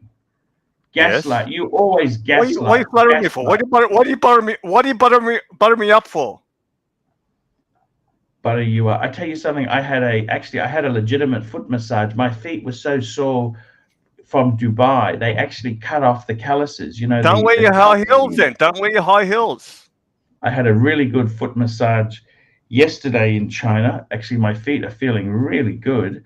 I got to tell you, Narky Poo, will we ever get you? We got AD Never Calling. He's coming on now. AD Never Calling. How are you? I'm good, Arch. Listen, don't mess with Narc. Hey, I'm in LA traffic. How's LA traffic? He's my latest target to get to New York. We gotta butter up the Narc. We can't be difficult with the Narc. Yes. So narcissist, isn't it? The Narc is narcissist. Yes. Hey, Patrick, you admit 7 minutes is the limits for Tan. Anything over that, just too much. I kept thinking, how long do these pillars have to last? We need the next pillar, please. I think he was reveling. He was reveling in one pillar, right? Look, stick to 7 minutes. Stick to the Luxury Report. You're not on air live panel member. You're not the talent. Seriously, he's not the talent. Even he knew that. That's why he tries to keep the. He's good behind the scenes. He's a puppeteer, right? The Lux Report very articulate, though. Brilliant. Very articulate. I'm an avid viewer of the Lux Report. That's where I get my news. On their talent, more than 7 minutes, nah. I realize I miss Archie. I miss Archie, Patrick. Yeah, why were we always asking him to try so hard? We don't like we don't want him to try hard. We want half-assed Arch. Hey. Oh, speaking of half-assed. Hey, Hi, Patrick. Hey, Mikey, how are you, Oh, man? not UT Dub. I was talking about Doing the other good. guy. I had to pop off earlier. I apologize, but with my mother, I'm on call, so I had to jump away. Hey, there's no problems at all. We got Narc on here. What do you think of the Narc, Mike the Snake? Narc's just fine. How do you No, learn to you had handle a private Narc? stream with Patrick where Patrick said to me, "You're backstabbing me." Did you say that to Patrick? You talking to me? Yes. Patrick told me you had a private stream with you and you were backstabbing me for 15 minutes. What the fuck, Mike? I thought we're friends. Hey, I got to remind you guys, we got a super chat. I Just don't 1 know minute about there. that. Jefferson Exotic, we got to do a super chat. Jefferson Exotic, $5. AD, how's that LA traffic? Narc, give us a yes. Hey, Paul. Yes. Hey, Paul. Here's the problem, man. I tried to get on the show, but this fucking traffic is ridiculous, man. It's fucking horrible. My paddock's not even keeping time anymore. It's ridiculous. I'm telling you. That's bad. Fuck you, Mike. You lied to me on that private stream. I tried to talk to you about the ink, and all you wanted to do was bash Narc for 15 straight minutes. Now, What? I told him all about it. He knows now. Okay, man. This is news to me. Everything's news to you, you big fucking dummy. What are you coming at me so hard for, man? What the fuck did I do? Because I miss you, you big lovable dope pile of shit. I fucking love you. All right, good. All right. As long as I know the context. Love you. Right back at you. Absolutely. Whose armpits smell worse, yours or mine? I think we know the answer. Listen, here's the thing. What we're really working on here is we're trying to get Narc to New York City. He's got plenty of notice. If I say no, you're going to come hard at me like you did with Curly? No, we've already counted Curly out. But now you're the big win. You're the big get. We want everyone in New York to hear, yes. When is New York? October? Yep, October 20-something, 23rd. I gotta tell you something, man. That's not out of the realm of possibilities for me. Well, that sounds like a definite no. Let's keep that down, Mike, because I want to make sure he does make the trip across the world. No, okay, you got it. Anyway, boys, that's enough for me for the moment. I've got to make an order. Well, you accuse me of gaslighting. You accuse me of gaslighting, Arch. What's this gaslighting shit you're coming up with? He was just starting in on one of his coming at you things. You got super chat from CB. You know, CB is actually a hero of the show. You realize this, Narc, don't you? Just read his super chat. CB has done more for this show. Just read his super chat. I'm just saying, Narc, he has done more for this show than anyone would understand. Okay, let me just say that to you. CB, he's a hero, an unsung hero there. We got CB $5. Tan is a breath of fresh air for the few that gives a shit here about watchers. All right, I agree. Thank you. 7 minutes at a time. Amen. 7 minutes at a time, I think, is take a break, come back. What do you think, Patrick? Take a break. Well, all I can say is he is an excellent person for that pillar, and he's always awesome. I love everything he does. But, we have to switch gears. He's also the one that came up with the 3 pillars, which is why he knew that his pillar was done and it was time for drama. Drama. Did we create enough drama with the Marcelo? What's your opinion on Marcelo? You could have milked that more, Arch. The fight's not happening. Do you think Alice is going to pass the drug test? I didn't expect Pussy to jump off. I didn't expect No. Look, to jump off. I'm helping Marcelo with his nutrition, and I think I'm asking Marcelo to ask for a WADA or USADA drug test, but there's no way Alex is passing a piss test. The guy's on roids, and he's got an anger problem. There's no way. You don't know Let me ask you. I don't think he's got an anger problem. We've got another super chat here. This is from John C. Yes. Any updates on Coda? Thanks. Well, Coda is living a great life. She is living the life she's always wanted. She's with people that love her. It's worked out. It's a success story, don't you think, Mike? 100%. And I've now I have Toby, the 15-year-old wonder dog, and he is the dog that I wanted in the first place, and he just fell out of I don't get, the Mike, wild I don't blue. get this. You adopt a dog that's about to drop dead. What? You really don't want a dog. Why don't you get a dog with a bit of life in it? How's the 15-year-old roommate dog. going, Mikey? This The roommate. dog, roommate. this dog was my brother's dog, and my brother moved to Texas, so he couldn't keep him, and so he asked me Why we love favor dogs in to Texas. take Toby on. Why And I couldn't your said- brother keep it? What? He's not going to buy an apartment in I fucking don't know. Texas. I didn't ask. My brother asked me a favor. I said, of course. Family's family. Is he paying you? No.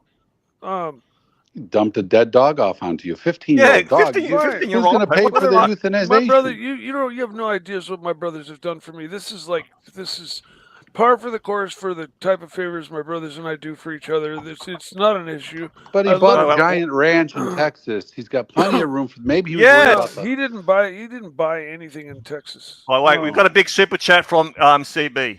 He moved there. We got a big super chat. CB is our hero for the night there. Let me tell you this, guys.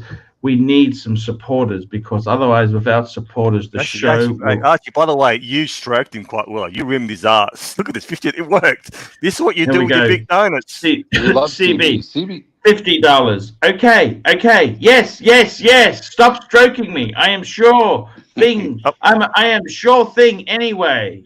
He's a sure thing. He's good for it, Arch. He's always there through thick and thin. Right. This is what you're gonna do with Uzi too, Arch. Uzi, I don't think you give Uzi the same treatment. Uzi's got a long way to go before he even can figure out who Uzi's got a long way to go yet. Uzi's got a long way to go yet. Yeah, TW, what do you think about this? He drops the fucking dead dog, a near dead dog to Mike. What kind of favour is that? Seriously, well, look, we don't. Hang on, we don't. Wonderful. In fairness to Mikey, I think we don't know the family dynamic. Mikey just said that his brothers He's have done 15 a lot. years old. He's Patrick, wonderful. You know what? He's lost about 5 pounds since, and with me. But he's dying. That's why he's dying. The dog's dying. That's why he's lost 5 pounds. I put him on a Patrick, help me. Can we play good cop, bad cop? Good cop, bad cop. All right, go ahead.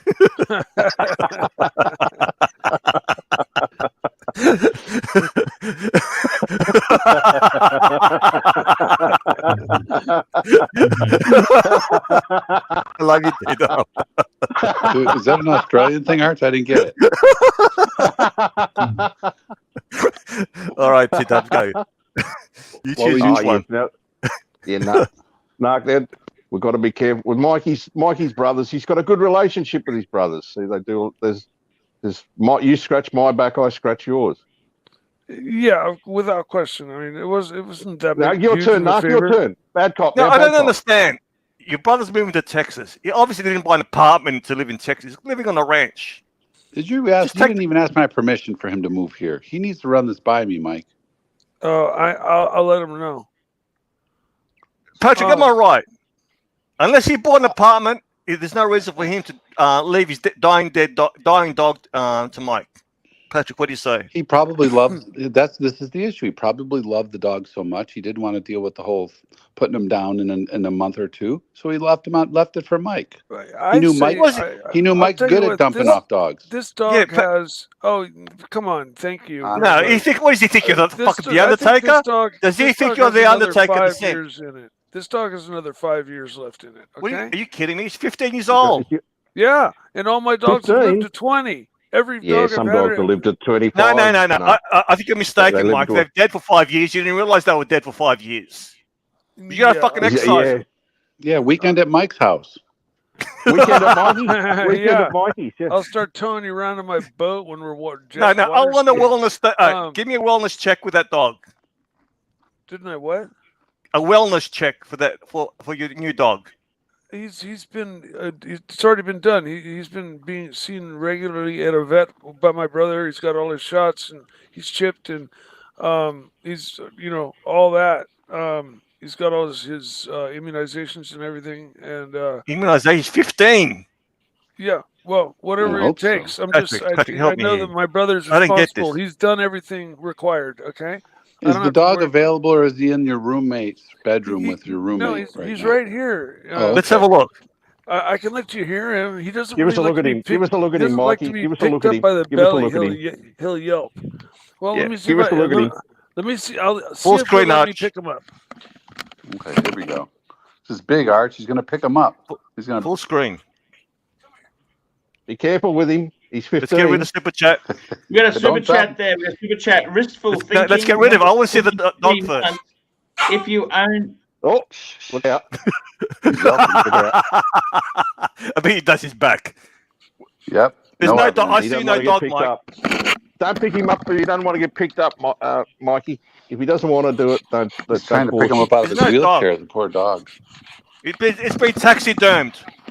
That's as good as I can do. Is whatever you can do there. That's okay. We got another super chat. Super chat. Ristful thinking. Member for 33 months. Man, that is a long time. If you own two Pateks, is it dumb if they have the same movement? Look, Pateks are a bit like BMW. They use the same engine over and over in their model lineup.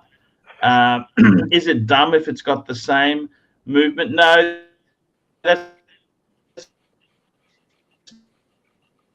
Break it up, Arch.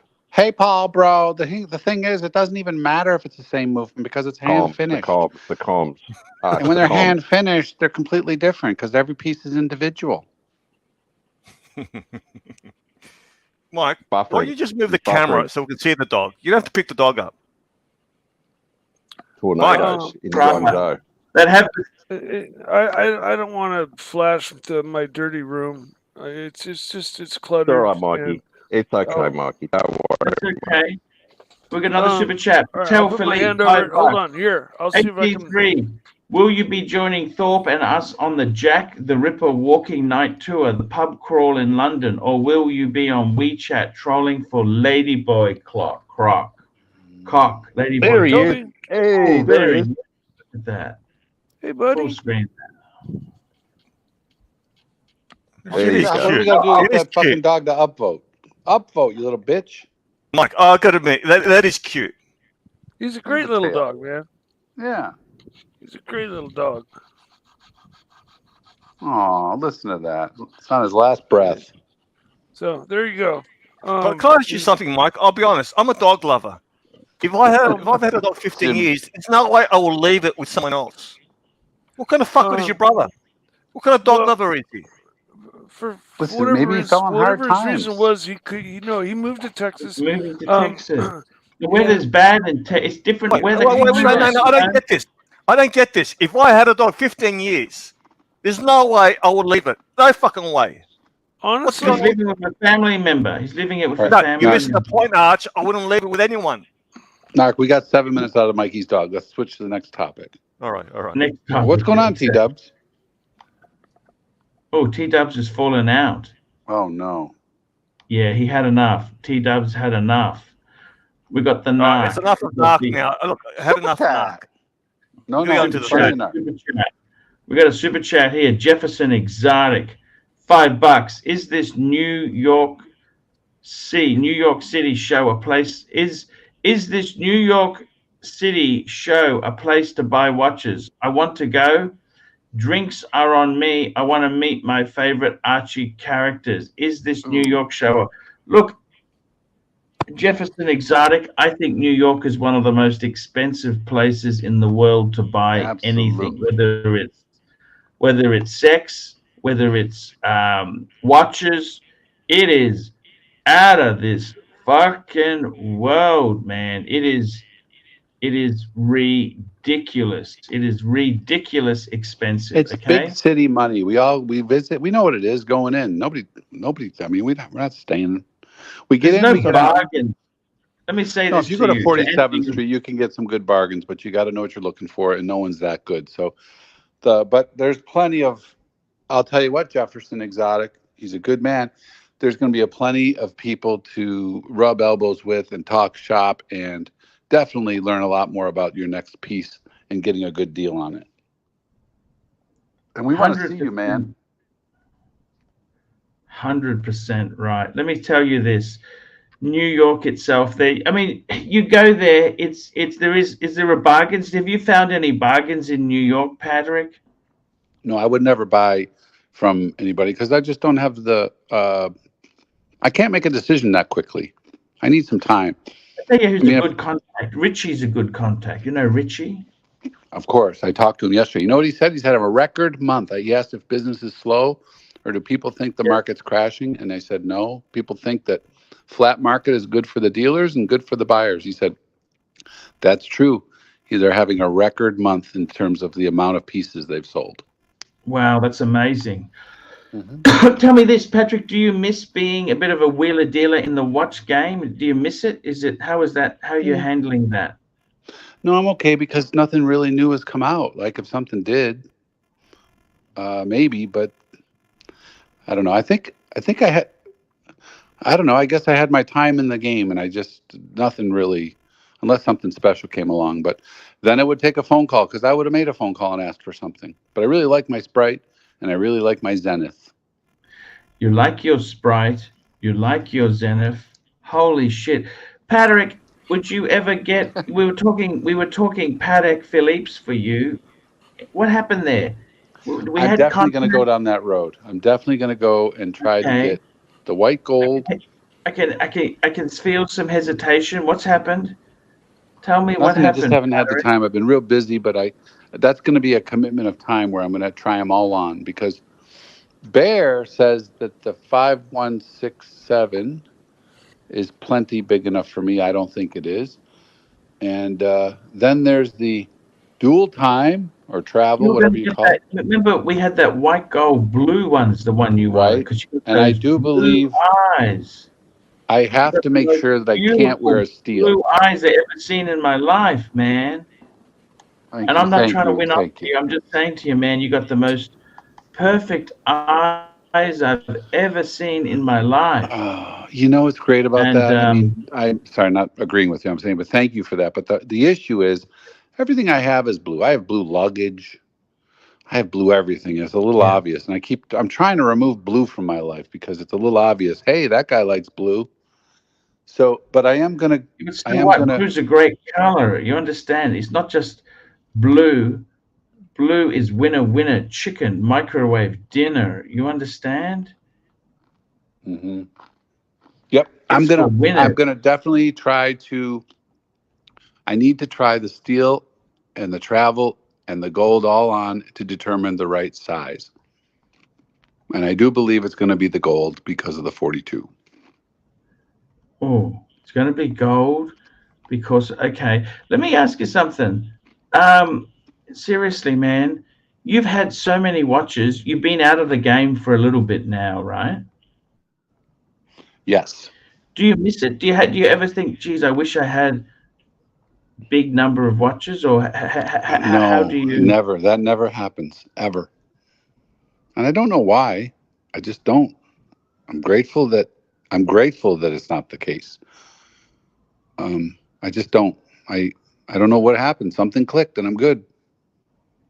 You're good. He's good. I'm never not going to have watches, but I guess I don't know if the thought of how many, but I look back at some of the pictures when I had 7, 8, 9 Rolex. It's just ridiculous. It's ridiculous. I mean, do I have to have you can have everything you want. You just can't have it all at the same time. Nor should you. You can have whatever you want, but you don't have to have it all at the same time. Very profound. Yes. These are some profound comments coming from you. Very deep. You're telling this is really deep, man. You're really hitting it off there, aren't you? Really. I get it. I get it. I get it. Keslowitz made a comment. He said, Paul, hey, Paul. Shouldn't have got fell up in the bread, Paul. He said, Patrick, you have sports Rolex. You don't need sports Patek. Well, the thing is the reason I don't have any Pateks, Keslowitz, is because I don't like anything dress. I don't like anything dress. If I ever had a leather strap, I don't know what I'd do. You're going to go Nautilus. You're going to go Aquanaut. Right. He's saying that's sport. Of course it is. I would never have a dress watch. Never. I would have one, but I'm with you, man. It's got to be on a metal bracelet. It's just, then you have the other options without having, if you decided to go with the bracelet, having to spend 7 to 10,000 or whatever outrageous cost it is. You might as well just get the watch with the metal bracelet first, and then the other ones I'm the are easy opposite to swap address. out. Yeah, I'm definitely a bracelet guy for sure, Mikey. But then if I had to go strap, it's rubber. Just today I had a Panerai on with a rubber strap, and I just realized I don't like rubber. It all depends on the rubber. Well, It depends on. Panerai, I've heard Panerai's rubber is hang pretty on. good. Just hang on. I got to tell you, Zenith rubber. By the way, that Zenith you've got, that's on rubber or leather?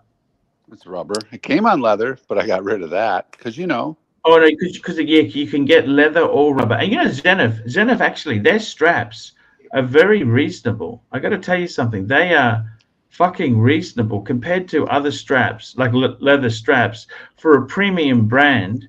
Like Zenith is I think, a pretty good brand. They're not ridiculous money. I like What about and, the Paul? Hey, Surdy Danny, how are you, man? Not bad, are you? Hey, Surdy Danny. Look, I got to tell you something. So, Patrick, with the hobby, you got out at a good time because prices have fallen. Well, I did, yeah, but would you?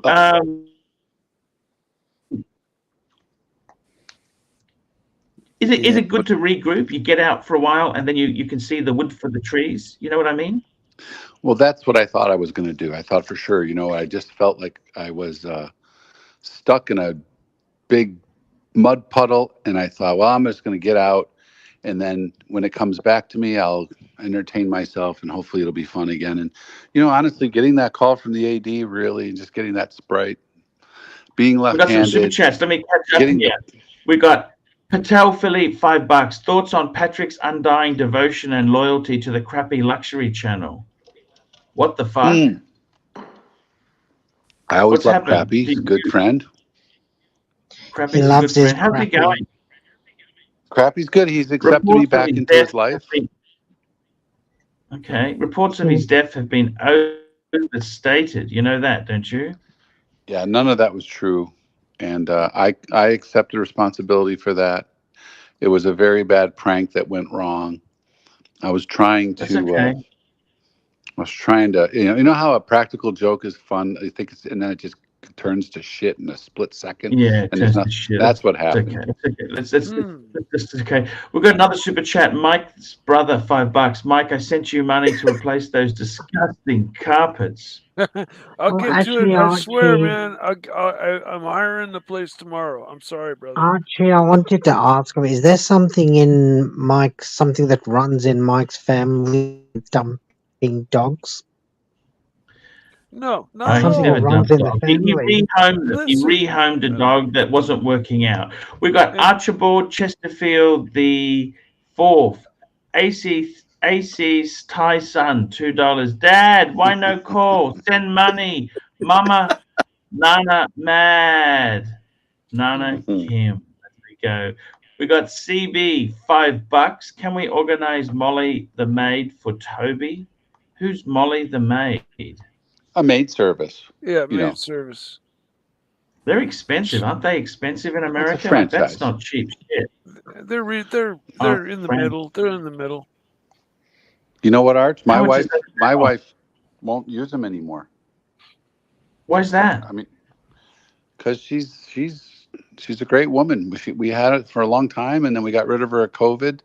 It was about $80 every 2 weeks to clean the house, and my wife just said, "No, it's too expensive. I'm not going to. I can clean the house." Yeah. And she goes to it. She really does. I try to help her, but she doesn't want me helping. My main problem is they always break shit. You've got antiques on damn near every shelf, and they leave, and you come back to some priceless ceramic statuette broken in half, just kind of pieced back together, sitting there. They never tell you about it. They never say they're sorry. They just do their work and leave. You know what? You're right, Mike. That happened to me too. I had a Weems and Plath, I think that's what it's called, ship's clock that was given to you. My employees gave me this nice ship's clock, and they knocked it off the mantle, and it was all bent, and they put it back up there. I found out later. Yeah. No, I Some mean make that's that just fucking what you tricky. get. I think People are some so make that sweet. fucking Hey, Mike, I, tricky. quick That's why you question. gotta Mike, have cameras. You have cameras, and you go back to them and say, "What the fuck happened here?" I have cameras everywhere. I have cameras coming out of yeah. the floor, up on the toilet, and my mat. I have cameras everywhere, Archie. My bedroom, my bathroom, everywhere, under my Hey, sheets. what's Trying to happening get as far? money out of those people. Are you Trying to get getting any money. more Oh, vets? sorry. Can I ask you that? Are you getting any more No, vets? nope, no more cars. I still have Do my you old miss truck. that vet? Do you miss the vet? Do you miss the vet? Nope, Tell me that. Do you miss nope. I think what you're getting at is once I've had it, I'm done. I'm good. You know, was it you that rebuilt that red old first version C4 vet? No, it was the C3? 70. It was the pace car, the Indy pace car, the Oh, the Indy 78 pace car. Oh, nice. Oh, Coca-Cola That store? was I remember seeing Coca-Cola. a picture of that. That's That's I a mean, C3, isn't it? That's a C3. yes, yes. What a car. I mean, that it was fun. is Very slow, but it was a nice little 350, easy to work on. no, Hey, but Hey, Mike, big speaking of question. LA the traffic, we got an heritage. update. Hello, Keslowitz joins the stream. Hey, Paul. How are Hey, you, man? Paul. Hey, Paul. Paul. Hey, Paul. Hey. Hey, Paul. My God, that was pretty Hey, damn how's good, it going? Keslowitz. That was close.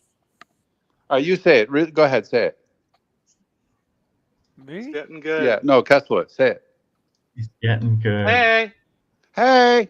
Hey, LA How we- traffic. We're in What's LA happening? traffic. Hey, man, what's going on with you? Tell me this. What's the latest? Give me the goss. Well, I have something real quick to say. I'll get some quick goss. Yes. If Danny can fly to the U.S., he's going to share a hotel room with me. I'm going to cover it. We're going to have a good time. We're going to eat pizza. It's going to be fantastic. We're going to make sure we're going to get two separate beds. Well, we'll probably get a pizza. suite. New York has the best. We're going to have a Paul off, aren't we? Yeah, we'll walk out. I'll be like, "Good night, Paul. Good night, Paul." There was some You great can't pizza sleep out because there. you What ate was too your? much bread, Paul. What are we thinking? Joe's Pizza. What was your favorite out there? Oh, no. Two brothers. You can Two have brothers a boot I pizza. think shopping to fix some tires. I think you're the judge of it, right? You went. How many pizza places did you try out there? No, I just kept going to the one at the bottom of my hotel. It was a walk-in cheap place, $1.50, the best you ever had. Nice. Two Brothers Pizza. Anyway, Mike the Snake. Mike, no, very important question. Quick answer. Who's the better roommate? Who's the better roommate? Toby the dog or your roommate? Mom? Or who? Or my new roommate? Yes. Who's the better roommate? They're on absolutely equal planes right now. Oh, you love them both equally? Yes. I enjoy and embrace both of them. I'm happy to have a roommate. You don't have no idea. I'm not lonely anymore. I've been wanting this for a long time, but I've gone through a couple of roommates that were nightmares. Make me conclude I'm better unless things are absolutely perfect. I'm better by myself. I'm better just paying the extra and staying by myself and just having my own say about everything and not having some shithead that I can't stand in my own space, right? That's my idea of hell. But this person is so fucking awesome and so nice, and we get along so well that everything is going along splendidly. I mean, I could not ask for things to be going along better. Oh, that's good to hear. That's a good answer. I was wondering because someone said they saw he was in your 930 jerking off one night in the garage. Yeah. And you don't want that, right? I mean, that's not why he's there for the 930. He told me he lays a towel down so nothing really gets on the car. He is a great roommate. That's perfect. Okay. Yeah. Thank you for that, Mike. Sure. Danny, it looks like you're not wearing a shirt. Are you trying to be the new Ross Rachel Brady? Oh no, he's got a shirt Oh, on. he is wearing a shirt. It's buttoned up. Yeah. It looks like Yeah. he's not wearing it. From a Skin certain All right. angles. Let's get Patrick squared away here. We got to pick him a nice paddock. Yeah. We got to get away from this Aquanaut. $2, $3. Here we go. Arch, thanks for having me on. Thank you so much there. That's Mike the Snake. We got John C. Mike the Snake, would you hook up with Blondie? We spoke about that before. Blondie and Mike, we've tried to set it up. It didn't work. We move on. We got to move on. It's like you got to move on. No, it's doomed. If for whatever reasons it's doomed. I tried desperately to set it up. It's doomed. Okay, it's not going to work. and we just leave it at that.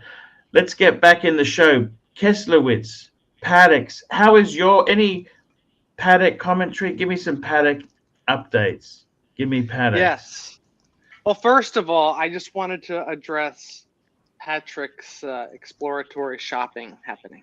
You know, just because it's considered a dress watch doesn't mean, you know, you can wear a lot of these in a casual way. Okay, like a 5935, any of these watches, you could turn into a casual look with the strap alone. You know, I don't think you have to go Aquanaut to have that sporty look. You know. But these watches, you know, the problem with them, I think it's because I'm dyslexic and all these numbers, 59, 35, I'll never remember them. That's why, like you know, a Yacht Master or an Aquanaut, all these numbers. These They keep it simple, though. They keep it simple. Do they have any 3-number Paddocks, or are they all 4? Pull it up, Paul. What do you recommend for him? Sporty guy. He's looking for an Aquanaut. I think 5935 is up your alley. And it's the same price point. Around 60, 50, 60. 59 what? $60,000, you know. That's it. That's it. I don't think I'm worthy of anything more than an Aquanaut. Man, it's so much more. You get so much more watch, though. Yeah, but that's more than I want already. Wait a minute. I keep saying it, but if Paul McCartney can wear that watch, who the hell do I think I am wearing it? No, it would be it would be amazing on you. I just hate the fucking premium. That's the thing. No, what about the gold though? Fuck, that's better. Go with the blue. That's a flex, dude. That's a fucking. But even the white gold, 70, right? 70. 72, 73, yeah. Keza, would you ever wear yellow gold? Maybe Vegas trip. I don't know. It's not really for me, to be totally honest. But that's just, I love it when I see it on other people. It looks fucking amazing. It just, it's an attention grabber. I don't know if it's for me. Maybe for a night. I'd love to wear it for a night, you know, but to own it, I don't know. What about the Bruno Mars concert in Vegas? Of course. Yeah. What about if you had it on a leather strap or a rubber strap to tone it down a bit? Maybe it's like a special watch. I don't know. I want something a little more subtle. I'm even thinking about getting out of the sports Rolex and just going full Patek. Full Patek, my man. God. I just don't give a fuck. Hey, man. Would you not a Patek man? Would you not? What do you mean by? Would you not then? Because you won't have no diverse collection, then, will you? If you just go all one brand. Well, I want to keep the Explorer. That'll never go. Yeah, so if you keep that, then you can wear it one day to appreciate the Patek more. Is it a 40, 36, or 40? Is it 39, 40, or 36? I got the 39. Actually, I got it right here. I'll put it on just because it's so close. You know, Shot in the Dark told me something about that watch, and I hesitate to say anything because I don't want to ruin it for you. You can't ruin this watch. I don't care what anyone thinks. But go ahead, please hit me. He just mentioned that it's out of whack. It's out of whack. Whack. It's oblong. It's oblong. They fixed it on the 40, but it's oblong. Oh, it's the symmetry? I don't see that. A little bit of a rugby Don't shape. look. Don't look. Once you see it, you're done. Don't fucking look. I just saw the 40 though at the AD. I still like my 39 better. I think it fits you better. Yeah. If you have a 39, I don't think there's any upgrade to be had. But if you were buying, a new one today, I'd probably get the 40 just because I'd want a new one. Well, the problem is you can't get the 40, can you? If you walk in there, they're a bunch of cunts. The Explorer, you could. That's probably one of the easier ones to get. So is it really bigger, or is it more like the sub 41? You're in LA driving. You need a convertible. That's what you need. Nah, fuck no. What did you say, Patrick? What did you say? LA traffic. No. Yeah, when you're stuck in LA traffic, that's a tourist move. That's a tourist move. So what I was the saying convertible Mustang is definitely not a local. No, sorry, you're right. Yeah, that's the rental car sticker on the side for sure in the back window. So I was just saying, is the 40 really a big move, or is it more like the sub where it's the sub 41 where it was just kind of reproportioned, and you know what I mean? I haven't had them side by side. I will say this: now that I've had the 41 sub, compared to the 40 GMT. Yes, yes. It definitely wears bigger. I know it's so subtle. This is just such a small thing. Yeah, dude. The 21 mil bracelet and the wider It's clasp. the bracelet. It's not the size of the case. It's the bracelet that makes the difference. It's the bracelet, man. It's not the. It's like you took the GMT and just like you gained 10 pounds. You know, it's just a little bit beefier. Ooh. It's not a bad thing. It's kind of nice. You know, it's just it's like a robust kind of feel, but.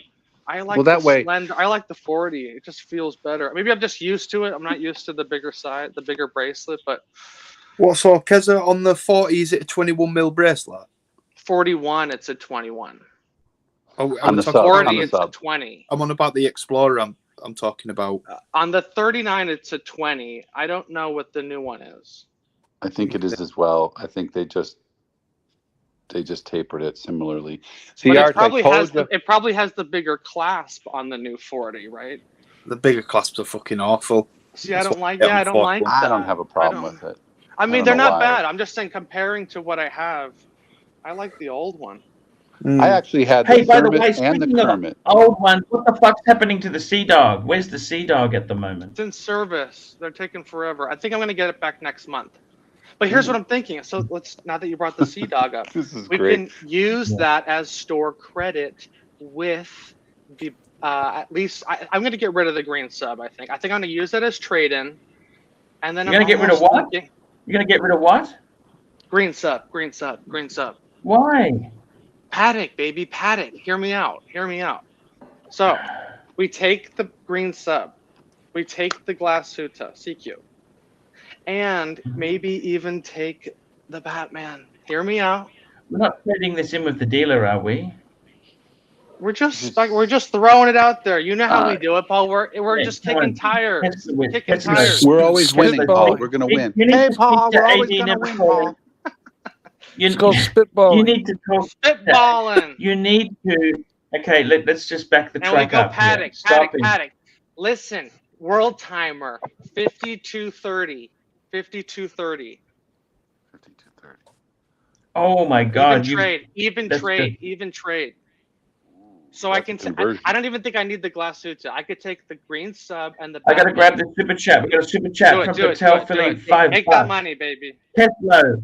I was wearing a perpetual calendar with some Air Force Ones on, JJ hoodie and jeans with a baseball cap in New York. The ultimate dress watch. See, he's a trendsetter. That's the thing. You got to realize this is the new school, Paul. This is how all the cool kids are doing it.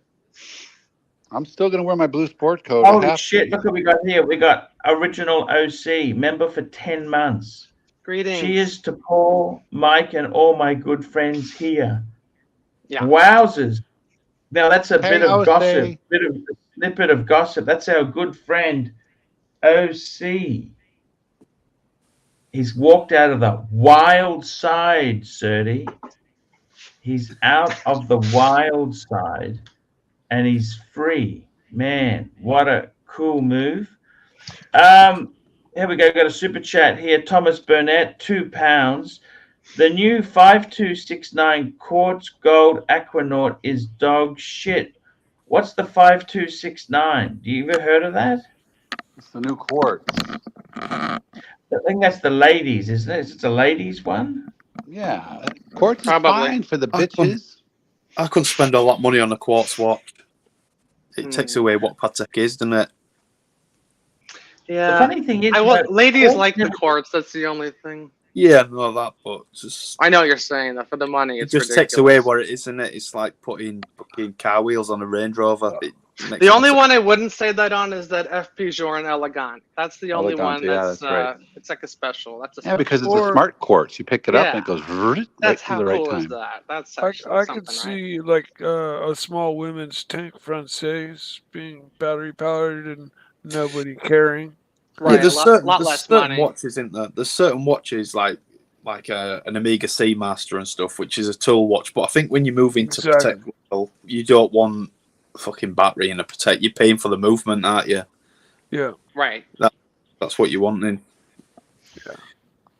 You know what I did to save money so I could get good watches? I bought my watches Cartier at a fucking pawn shop. A pawn shop, Arch. I paid $2,000 for it. It's fucking great. There's nothing I wrong didn't with tell the her though. gold. She thinks I got it somewhere Nothing really wrong good. I said, "Here you go, baby, Cartier." She's like, It "Oh, I doesn't like it. It's matter. It gorgeous." doesn't matter. But that's like being a fashionista. You're a fashionista. It's the ultimate fashionista move. You understand? It's too small. Every time she puts it on, she thinks we're going dressy. I go, "Get rid of that shit and put the Rolex back on." Yeah. I've seen a nice gold Daytona for sale today. 29 grand. But they didn't know much about it, so. Oh, it's not cheap, is it? 29 grand is not cheap, is it? For a gold, yeah, well, dog shit picture. You can't really tell, can you? There's two things I want to ask you, Arch, because you were asking me about watches, my watches. Yeah. So do you still have the Bluesy? Yes, you still do. Yes, Bluesy, yes. So we talked about this, and you were holding your ground that you wanted the gold text, and I was pushing for the 41 because the super case I'm not a fan of, and you said I'm really glad I got the 40 because I like the gold text. Are you still believing in that?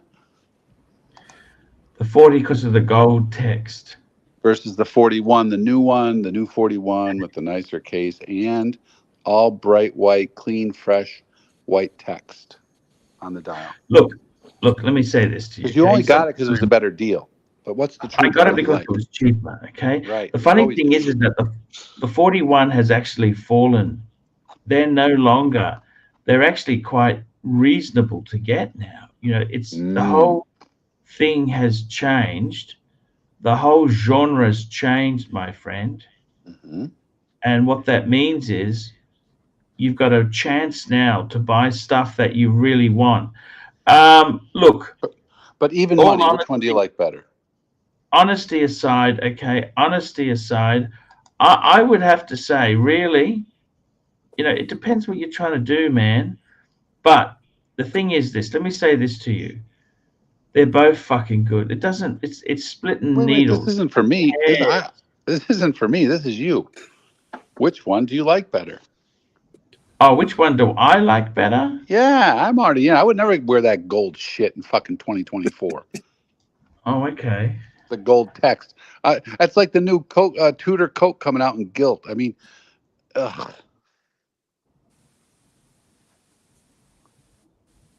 Yeah, I know what you're saying. To be honest with you, man, I would have to say that, look, I don't think it matters. 40 or 41, does it really matter? I think the new 41's a lot better, but a lot of people don't like the clasp, and that's that. Okay, next thing I wanted to tell you. Remember I told you about huh? Yeah. Yeah, remember you told me about who? How Richie, you were talking about how busy he was? Yes. He says, but he says he sure is frustrated that he's got to unload all the Pepsis because it didn't get discontinued, right? So, you know, they're on the Pepsi hype, and he's going to lose on them all. But he says because he's got so much volume, it doesn't matter. But that's the only thing because he was working on that. You know how that is before Watches and Wonders. Fuck. He thought he stocked up. He placed some. No, it's just that everybody. That's what they were. And that's what the going rate was. It was for 2-3 months before. They just went from like 17,518 up to 22. And, you know, he got stuck with a few of them. He wasn't like trying to buy them all.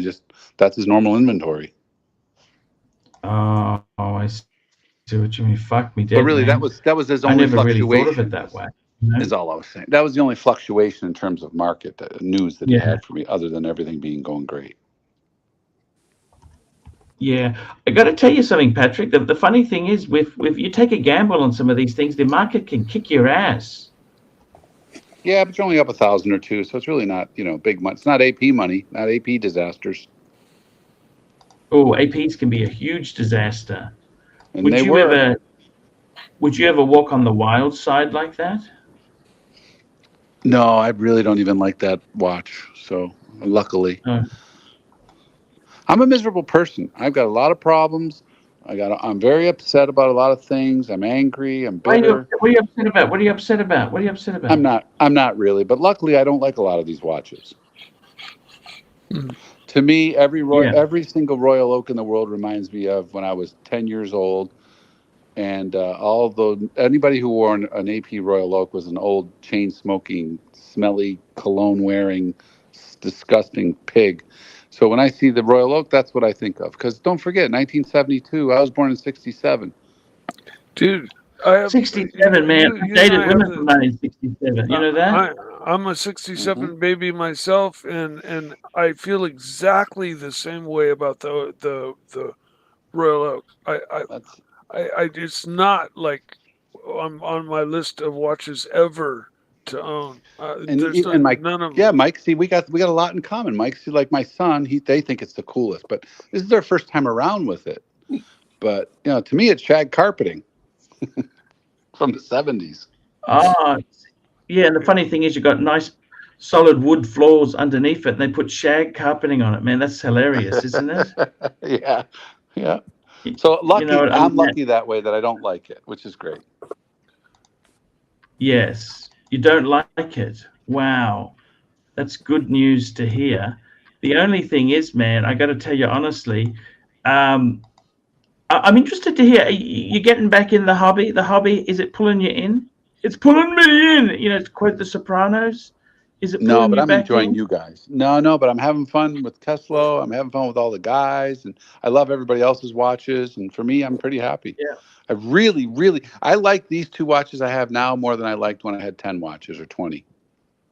It's pulling me back in. It's pulling me back in, Arch. Mike, you buying next? Man, I'm telling you, I got my Speedy as my daily, and I have I have 2 or 3 Seikos.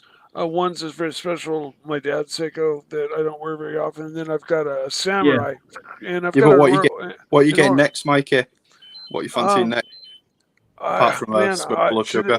I stopped by my. I know I heard that. I stopped by my jeweler today and checked out a Panerai, but it wasn't to my taste. But it was the right size, and Panerai's right up there in the running. I like big watches, I really do. So, if I come down to a buy, it's going to be an impulse buy. My jeweler's just going to have it, and it's going to be right there, and I'm going to be like, "Fuck it, I'll do it." And Mikey, would you have that new? Would you have the new Deep Sea, the one that's like about 400 mil? I don't think so. I'm not into Invicta style shit. Just class for Mikey. Should hit up Wolven, get that root beer you always wanted. I only wanted the root beer because I like the rose gold, the ever rose gold color. The root beer bezel, that color is kind of like maybe date just on the cheap. No, I'm not a date just guy. I'm a diver sports guy. So, and I don't even like the Daytona at all. Like that's down on my list. If you had a Daytona, you'd be spunking, mate. Yeah, Mike, you had Daytona with your 930. Shit. I've had it on my wrist. It's way too small. It's way too small. I've had it on my wrist. It's just it looks like a dot on my wrist, and I'll never own a Daytona. Sorry. That's okay. Kessler's going to get his He's going to make a big epic paddock trade. And will you let me have a shot at your green sub when you go to trade it all up? When you go to do the deal? Dude, of course. If you're interested, yeah. I've had that 4 times. You're still a no shit. Not the 41 though. Yeah. What do you mean 4 times? You bought it and sold it? Yeah, just moving it around. But the last time I got it for 13, believe it or not. Yeah, that's kind of the low mark on it. That's a good deal. But I see him going for like 14 and change. Yeah, that's about right. Do you like the new? Do you like the new lighter color green, or do you like the bold original green? I mean, I got the lighter one. I think it looks. I mean, they're all so. I mean, it's. Yeah, they're fucking amazing. They're all good. It's only interesting when you have them next to each other. I would just take whatever the better deal was. I wouldn't make a thing. I don't think it's that much of a difference. Do you think you'll miss your Batman if you get rid of it? Because I think you enjoy that. Okay, yeah, that's the one. I'll probably end up keeping that one. No. Can I tell you what makes that watch more significant, though? It's not the watch itself. Can I tell you what's actually interesting about that? Two things. One, is it still has my name on it, and I got when you get the new one, there's no name on the warranty. There's something about that makes it feel like it's mine. All right, I'll buy it, and also, and if you ever want it back, I'll give it to you. I promise. I'll buy it and then I'll hold it. Okay, well, hold on. And then the other thing I'll say, and this is kind of interesting about other watches, too, is when you have certain like really memorable photos with the watch. Memory. Like I'll tell you one. Yeah. I'll tell you one. When I did Sneaky Pete with Giovanni Ribisi, and we have this really amazing photo together, and I was wearing the moon watch, and fuck, why did I sell that? Even though I didn't really like the watch, it's the memory. Yeah. It's the memory that it was there for that moment, and now it's gone. So that was one fuck up. So I see watches now with the Batman, and I'm just like, oh, that would really fuck me up, Kessler, it's not the watch, it's the memory, Kessler, I I've know had my whole collection stolen. Bro, One more time, bro. It's terrible. We've talked about this. That happened to me with one of my watches. It's a horrific, dude. My first luxury watch was well, I told you the story, but it's a horrific thing when it shits you off. That's why I didn't collect. I wasn't into watches for years after that. It was like it damaged you. You're damaged goods after that. Yeah, but like you come back. You came back quicker than I did. No, but I got to be totally honest with you there. It was a fucking ballooned. You know what's happened? I lost all this weight. I was looking amazing, and I put it all on plus 10% plus GST. Right. How does that fucking work? Explain that to me, man. It just gets harder. China. Dim sum.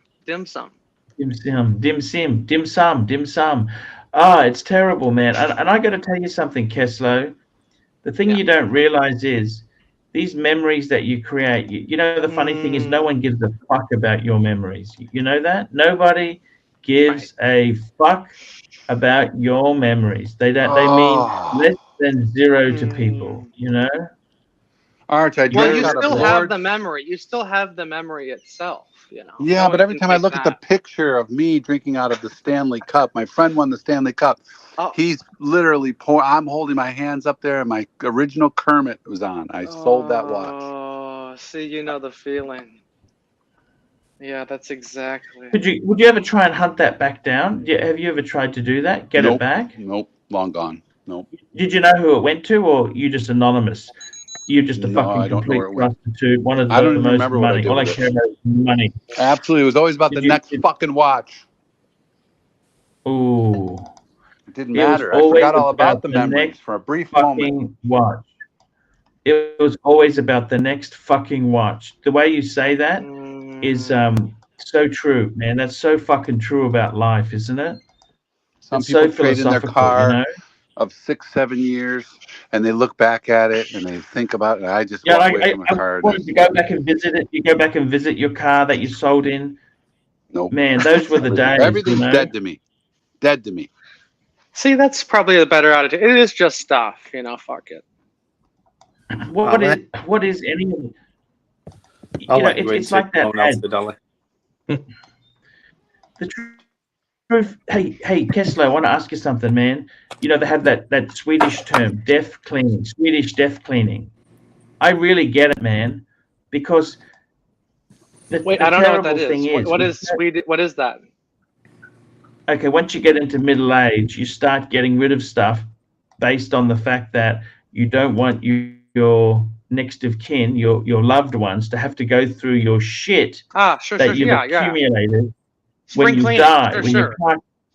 No, but this is Swedish death cleaning. You're getting ready. I understand. You're getting ready to hand over the reins. You're handing over the reins. You understand? It's not just cleaning. Why give them the burden? Yeah, I like it. Yeah. Hello, Arch. And the big thing with it is, man. Hey, JJ. Hey, speaking of Swedish death cleaning, JJ, I got to tell you, I gave that big AP book. Who did I give my AP book to? Remember that AP book I had? The Hofmeister. Yeah. I got the FP Jorn book with an autograph. You got, yeah. Did I send it to you, or I've still got the Jean book? I can't remember. No, you gave it. You JJ? gave it to me in person. You gave it to me in person. Oh yeah, sorry, I did too. Yeah, well, that was Swedish death cleaning at its best, because I thought to myself, I'm not a Jean person. I don't even want a Jean. Not even if one came up at a good price. I don't even think I want it. I want a paddock. Okay, I'm a paddock boy. I'm, as much as you guys criticize Keslow, I'm a fucking paddock boy. Okay, that's what I want. Paddock. You know, can I tell you something? The meaning of life. I've fucking come full circle, right? I was so angry with the burglary, but the reality is, the meaning of life for me, really, what is it? Why are we here? Say Why it to are me, we? baby. What are Say we it doing? to me, baby. It's paddock Watches and and pussy, wenches, man. no? Paddock and pussy. That is the meaning of life. That is it. This is it. This is it. I mean, you realize the whole. Why are we here? We want to have. We want to have some sex, and we want to wear. We want to have some sex. We want sex, and we want some watches on our wrist. That's what we're here for. Why are we here? What are you here for, Keslow? You Are just you? said it. I mean, you nailed look it. at all this, and people are so miserable. They're so. We're the world is a big buffet, but most people are starving. Do you understand that?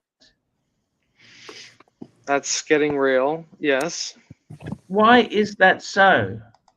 Too many options on the buffet. It's the lottery of life. Got Philip in the bread, Paul. That's why you got Philip in the Fill bread. up on the bread was bread. fantastic. Yeah, tell them what you told them. Archie, got some we super were chats. sitting there. Oh, super chat. Super chat. Sorry. Thank you, Keslow. I got a super chat. Thank you so much, there, man. I really do appreciate you keeping me on the narrow, the rudder. We got Mike the Snake squeezing in the Porsche, $2. Crisco makes sliding in and out much easier. Crisco, Chingao, motherfuckers, Chingao. Where do people come up with these names, man? Exactly. And we got Mike's brother, $2. Mike, I can't afford another watch for you. So take my dog. Yeah, come pick the dog up. And this guy here, who is this? This guy, this is just. I don't know. It's not me. Yeah. It looks like The Rock. Yeah, that's not real. It's AI generated. Mike's brother, $5. Mike, I'm already taking care of Mom, you, and I sent you money for that Porsche kit car. Did your brother send you any money? No, not at all. This is part of people's ribbing me. The vulgarity. You think it's Mark. that Paul Henderson guy? Yeah. Is it Paul Henderson? I gotta turn the camera on so we don't get mixed up with the voices here. All right, so let's go over this. JJ Keslowitz here. Let's go over the rules of the Brazilian steakhouse.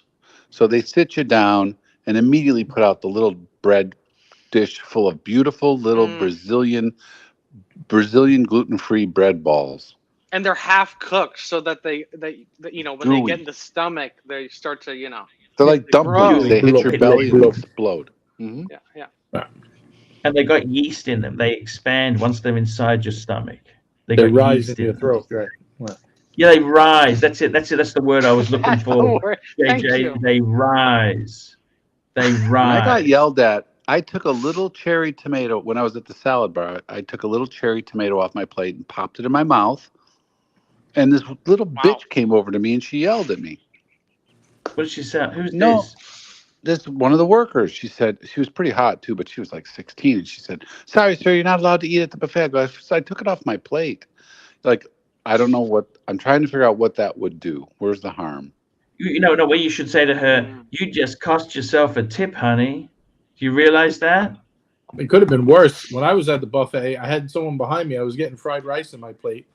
And they said, "Come on, JJ, how much fried rice are you going to take? Save some for us." And I turned back, it was Dirk Diggler. The Diggler. The Stigler is in the house, man. He was counting my fried rice. Archie. He was counting the amount of fried rice I had. Don't worry about it. I sold him that box. He can never get it fixed. That box is fucked, okay? He's going to try this.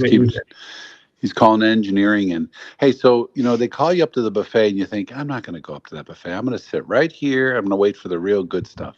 But then you're like, but maybe I'll go up there and see what they got over there. I mean, I'm not going to get much, but I'm not falling for it, but I'm going to see what they have. I might pick. And before you know it, you've got 2 plates mounted higher than Close Encounters of the Third Kind mashed potatoes back in the day. For the older people in the group. But since we're on a diet, though, we're going to go salad bar only, Paul, right? $170 salad bar? You're telling me we're going to go to a buffet and have salad bar only? Are you out of your fucking mind? You saw how good it was great. They had a lot of options. Well, you can eat meat, and he wants you to eat salad, Arch. What the fuck? Fuck me, dead. What's wrong with you, man? We're on a diet. We're on a diet. We're on a diet. Hey, Paul. Hey, bro. Fuck me dead, man. I tell you what, diets. Do you like dieting, really? Who's keen on diet? Well, we're doing pizza the whole trip, so maybe we can mix it up with a little salad. That's all. Okay. Super chat from Tanzil. Super chat from Tanzil. Super chat Tanzil, $2. AC3, can you check my message on WhatsApp? Yes, sir. Super chat. Super chat. WhatsApp. 10. It might be time to switch to the next pillar. It's calling in. Why did you take all the fried rice, JJ? What'd you say? Dirk says JJ seriously took all the fried rice, although his fried rice was hot and fresh. Yeah, and he was behind. I sacrificed for him. I took what was left so he could get a fresh helping. That is true, the Leeds. You do have it. Keslowitz does have a Neil Sedaka accent. I got to look that up. I don't know who that is. He's a singer, right? Neil Sedaka? You know Neil Sedaka. Some of the best songs ever. Oh, Neil Sedaka. Are you an Andy Williams fan? Any Andy Williams he's born fan? in 1939. How would I know this? Look at the songs he wrote, dude. He wrote a ton of songs. Amazing songs by Andy Williams? The Lion Sleeps Tonight. The Lion Sleeps Tonight. He didn't do that, though. He wrote a lot of songs for other people, but he did his own. Well, all right. That's good enough. Neil Sedaka was incredible. Hey, are you an Andy Williams fan, Patel Philippe? AD Never Calling? Yeah, the Christmas special. Yeah. He was a Democrat. You know that. Andy Williams was a Democrat. Fuck him, Arch. But that was when Democrats were cool then. That's he was an old 60s, Democrat. 50s Democrat. They were different. Yeah, they were different Democrats. Oh, man. You really an Andy Williams fan, AD? Never Calling? Of course, yeah. I always liked that old stuff. Oh, my God. Hey, I used to go to my grandparents and watch, what you call it, on Sunday. Wheel of Fortune. No, Ed the old guy. The old Ed Sullivan. No, the other guy. The music guy. Forget it. Move on. Look at this. Oh, Happy Meal says I'm reminding him of Rancher. Fuck. Super chat. Super chat. Where have you been? Actually, super chat's okay. Super chat's okay. Speaking of super chats, there, I better thank a few people there. I want to thank them now. Archie, you ending the show? Because I got a question for you. No. Yes, sure. Ask the question. Somebody had asked if you would be upset if there was some fundraising for me to join you in London. I said I doubt it. Arch would probably be happy to have me. Yeah, actually, I got to tell you something, man. It's really fucked at the moment, fundraising.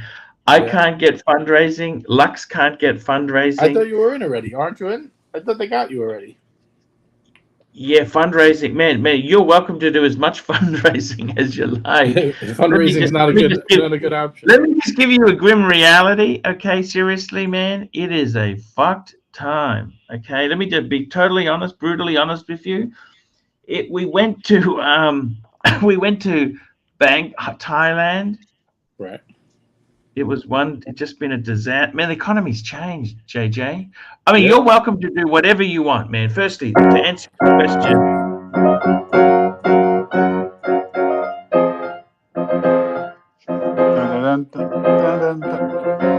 You know, those are the same chords as Ice Cube's. You know how we do it? It's just the bass note is different. Listen, if I play the Archie theme, and then it goes to here, right? Ice Cube is this. He stole my gig. The guy stole my. he either stole yours or you could sue him for millions of dollars if your thing came out first. St. Pepsi. Yeah, it sounded exactly the same except totally different. We need a super chat. Yeah, Mike, you don't know what you're talking about. Shut your mouth. Because we don't have Bear, Arch. Super chats are down because Bear's not here. Come on, guys, help out with those super chat. Look, JJ, you're welcome to do as much fundraising as you're on there, but JJ, thanks. But don't get your hopes up. Don't get my hopes up. That's what I'm trying to tell you. Let's make $100 less than what's required to make the trip, JJ. 6K is the goal. Whoa. Arch, who's St. Pepsi? Did you hire that guy to make that song for you? Sorry, what was that? There's nothing going on but the bomb ass rap song. Who's He St. never Pepsi? knew. Arch never knew. Arch, do you remember the guy who gave the original song? He made that. You never knew who it was, but who the music. I hate to say mute Herman, but.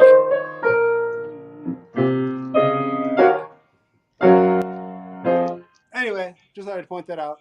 Thank you. That's Thank awesome. you so much. Herman's actually I tell you the truth there, when you're talking scales and keys, Mike, Herman's a brilliant musician. He sounds like much more of an accomplished musician than myself. Oh no, it's different style, Mikey. Different style, but it also, you can just hear. Oh, well trained. He's much more of an accomplished musician than I am. Look, we've all got different strengths. Okay, you're an expert in 930. Okay, we got a super chat here. Golden Babber, $20. Thank you. $20, man. That is a fucking good super chat. Thanks, Barbara. $20.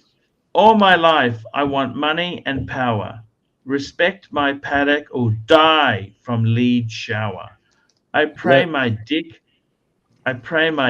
get big as the Eiffel Tower so I can fuck the world for 72 hours. Darn, I feel amazing. Elephant, I'm in the Matrix. All my life, pretty good lyrics, Arch. And power, respect my paddock or die from lead shower shooting. I pray my dick will get big as the Eiffel Tower so I can fuck the world for 72 hours. Well, I think it sounds better, hour. Darn, I feel amazing. Elephant, I'm in the Matrix. Arch, you got to say it like an That's American. Kendrick Lamar, Arch. That's Kendrick Lamar, the rapper. You can't say Dom, Arch. You got to say damn. Damn. Give us a damn. Damn. That's better. Damn. Damn, I feel. Man, that sounds fantastic. We got a super chat. Andy Bins, $2. Archie, I want to challenge Herman to a karate duel. Does Herman do karate? I don't know. I don't know. Sure. Certainly, we can ask him. I got to tell you guys, I am going to say this. Guys, it's been amazing. We've had the pillars. We had the watch talk. We had the drama with Marcelo. I called him out, and he fucked off. Instead of taking the medicine like a man, he ran like a bitch. We've had the gossip. We've had Narc on here. We had Narc. I like the way Narc gangs up with you, AD never calling. That's quite an achievement. Because remember, it's like the photographer. The photographer can avoid photos by being the photographer. Yeah, and we pair up. We do privates. We plan for this stuff. If you pair up, he's not going to attack you. Remember that. Yeah, unless it's you, right? Until it's you. That's why I'm trying hard to get him to New York. That's my only goal, is to get the Narc to New York. Yeah. But JJ, you're more than welcome to do any fundraising you want. It's fucked at the moment, JJ. Just be careful with the. Look, man, I don't mind you fundraising at all, man. But I tell you, it's fucked. By the way, if you are thinking of coming, JJ, book that house with Jamie. You know that share, because accommodation in London is fucking ridiculous. No, it's the same price. The hotel's right by the place, so the same price as that. Same price. JJ's not a house sharer. I don't want to share a house. I'll come there and visit, but I'm not fucking sleeping with the creeps. Okay, fair enough. I get the sentiment. I honestly get the sentiment, JJ. I get. Well, so the they could sentiment. come and hit me with a pillow like Green Room did to you. Yeah. Yeah, I understand. I get it. Okay, I get it. Guys, it's been a great show. I absolutely love it. The morning show with Luxy, I'm going to try and come on today. It's been tough. It's been a tough period, but guys, we've got ebbs and flows, and Tan did an amazing job with us today. So don't forget it, guys. We need you guys. We want you guys getting involved here. I want to thank the super chatters. Let's go through the super chatters. Andy Binns, thank you. Golden Barber, $20. Golden Barber, love it. I love the lyrics. Respect my paddock or die from lead shower, so I can fuck the world for 72 hours. I'm gonna send you that song, Arch, on WhatsApp. Okay, thank you. We got Patel Philippe, Mike's brother, Mike the Snake squeezing in the Porsche, Thomas Burnett, original OC, man, that is fucking nice. Thank you so much for that. We got Patel Philippe, we have got John C, Mike the Snake, CB, thank you, CB, Archibald Chesterfield the fourth, thank you.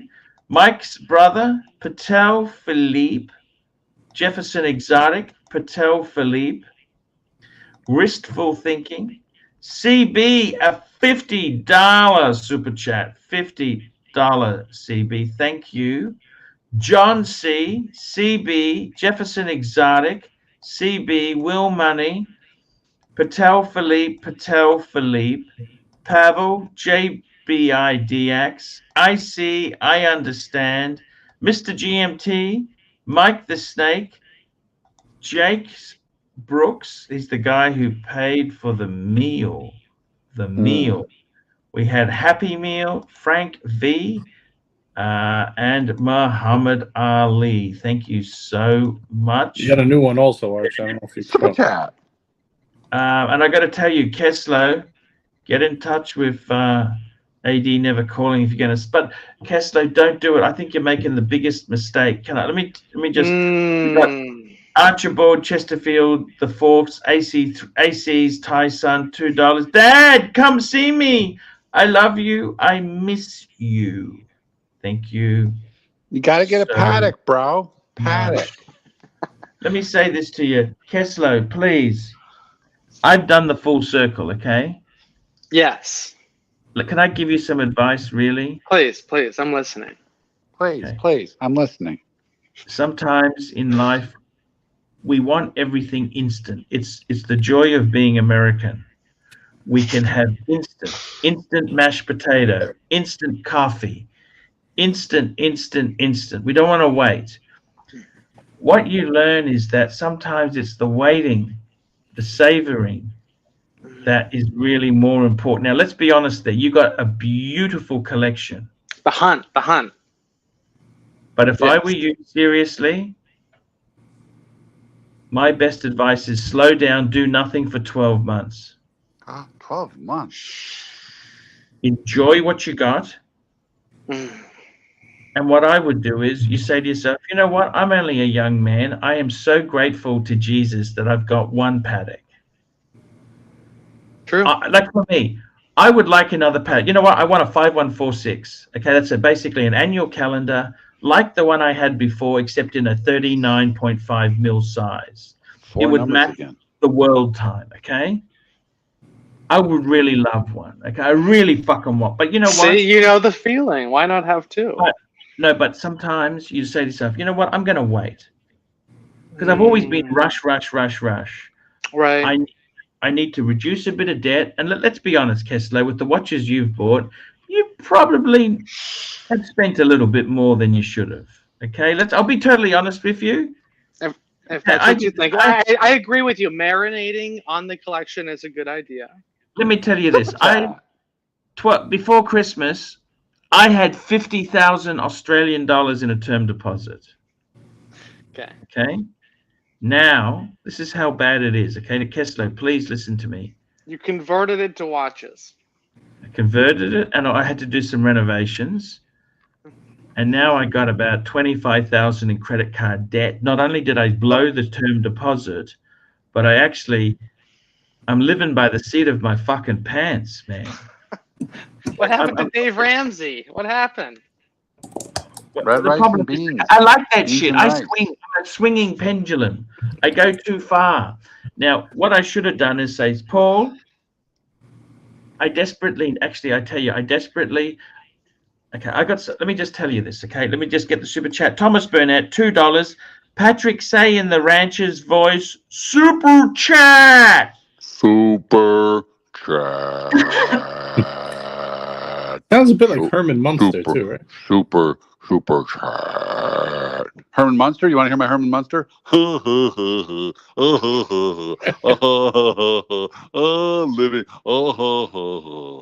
Herman Munster actually was a very educated guy. I don't know if you know that. The actor who played. He was good, my cousin Vinny. Now, yes, he was. He was very good in that. Now, let me say this to you. Kessler, please slow down. We all instant. Instagram. We got to show off. We want more flash, cash, flash. Slow down. Yeah.